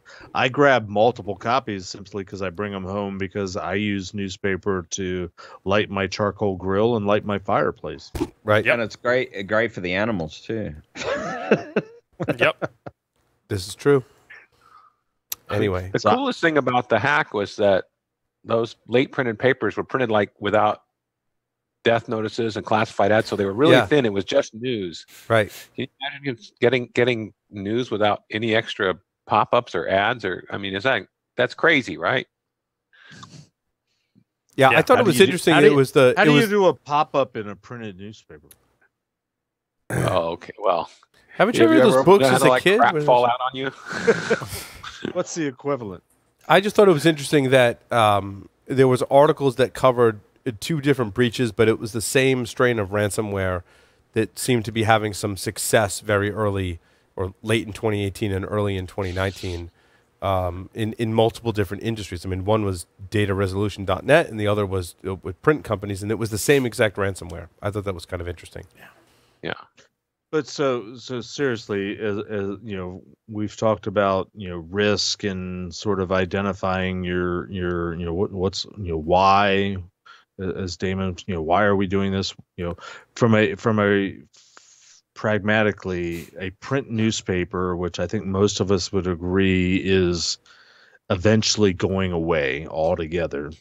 You know, why would we care? You know, how much do you invest in trying to mitigate any kind of consequence or prevent ransomware from affecting a printed newspaper? You know, it's kind of a fun thing to talk about, but at the end of the day, it's kind of like, who cares? It's going away. Who even reads this? Mm-hmm. Which realistically is part of a risk assessment. But you know, it could be that you know that getting into the, you know, the ransomware getting into that one part of the environment might lead to some things that they do care about. So it's you know, so to say that it's just because it's a newspaper that we don't care about it is I think it's just a little bit short-sighted. But it's not. But it's yeah. Have to understand the context of that in, you know, in the bigger scheme of things. And of course, you're not. Well, it's not so much short-sighted. It's you know, all of this is an economic decision. You got to spend money to prevent. You got to spend money to mitigate. You got to spend money to recover. You know, so from an economic perspective, how much do you invest in trying to prevent this from happening versus, you know, you set aside some money for when weird things happen? Yeah, of course, and I think, you know, that's always the issue with news stories like this is that we don't understand the bigger context. It's, you know, you get the, oh my God, some newspaper got compromised with ransomware. Well, yeah, so what's the bigger picture and what can we learn from it? You know, I think that, you know, that's a much bigger issue that we don't see in a lot of these stories is, okay, well, what lessons can we really learn from it other than, okay, something got compromised. Well, okay, well, yeah, things get compromised every day. What can I as an organization take away from that, and you know, apply to my environment, and, you know, and yeah, it's just we're not. Yeah, so I think that's the bigger issue with these stories is that we don't get enough information to make an informed decision about what we should do as a result of that. Yeah, I think, you know, Dave, I think attackers think that there's some monetary benefit to performing this attack, and even though while we'll kind of poo-poo the print, right? Obviously, there's still people that read print, and there's companies making money off of that print, and therefore they're willing to pay a ransom. My story number 4 talks about a different issue where we really don't know the value of the data just yet. However, hackers have attempted to, well, they say hackers, I like to say attackers, attempt to sell stolen 9/11 documents. Now, the demands are epic. They have released like a bunch of the data, and it's all encrypted. And it's encrypted in like different chunks, and the longer they take to pay, then they'll release an encryption key which it decrypts a portion of the data. If they still don't pay, then, you know, they release a decryption key for the rest of the data, and that's how they've decided to roll. And it's not just the insurance companies, but any political parties or anyone who was involved with the litigation surrounding 9/11. There was a massive data breach, multiple gigabytes of information about 9/11. We don't know what could come of that. Reading the article, I was like, so, like, is there a conspiracy? Like, what do people have to lose? Maybe they saw something in the data that they thought was warranted, or maybe not. Maybe they're just demanding a ransom and hoping to get it. I don't know. So I have a couple fractured thoughts on sort of this general topic. You know, something that I've talked about in presentations I've given in conferences the last year or so is, and the name of the talk is, does DoD level security work in the real world? One of the things I point out is what we don't do in the commercial world so much is sort of assign a value to data. You know, we identify data as valuable in terms of, well, this is company proprietary, but we don't talk about it in terms of sort of its shelf life, if you will. and the example I give is, again, I come from a DoD perspective where my customer primarily was the military. So if you're a military unit on the battlefield and you're trying to call in an airstrike on an enemy position, the coordinates that you're asking to have the airstrike, whether it's a bomber or a drone, the coordinates that you're sending that's saying we need you to drop bombs on this location, that's really, really, really sensitive, critical information for about a half an hour, however long as it takes to do the bombing run. But after the bombing run has happened, the fact that information that you sent, sort of grid coordinates, GPS coordinates, the fact that information is out there, it doesn't really matter if anybody knows what it was because it already happened. But what we've never really, I think, captured in the commercial world is this concept of whether data is sensitive, but how long is it sensitive? How long do we need to protect it? What is the shelf life or the life expectancy of the sensitivity or the confidentiality of data? So this is a good example. My first thought, just not having read the article, is like, who cares about any, 9/11 was 18 years ago. What is critical or sensitive about any data? But, you're talking about lawsuits, you're talking about, litigation that's occurring. So there is some sort of sensitivity to it. A couple more stories before we close it out. This was a really long show. It is a really long show. Title of this article: Hope you're over that New Year's hangover because there's an Adobe PDF app patch to install. My thoughts are there's always a patch to install. So every time you have a hangover, you can likely install a patch. When you don't have a hangover, you can install a patch. When you're drunk, you can try to install a patch. If you're using Adobe Reader for PDFs, you must be drunk. And that is all. It wouldn't be a new year if there wasn't an Adobe vulnerability. Very true. That's right. I also wanted to talk about turning your house into a Doom level with a Roomba. This is just, I friggin' love this. It's called Doomba, which further makes me love it. Created by game engineer and programmer Rich Whitehouse, it's designed to turn the sensors of one of the newer Roomba models, the Roomba 980, into a real-life map-making tool that can inject some demon slaying into your home. It's also a great way to create a map of a place that you might want to rob, although, kids, stealing is wrong, but it's a cool idea. For the record, also Roomba and iRobot are doing better maps of where your Roomba actually vacuums and such in the house, and actually is storing those floor plans. Oh, so like it can tell you I missed these spots? Yep. That's awesome. And it builds the floor plans. I'm worried about that because when I run my electronic, I have a lot of robotic vacuums. I was early on the iRobot Roomba front. Mm-hmm. I've had pets for a really long time, and they're awesome at that. And I'm worried about. I'm like, what?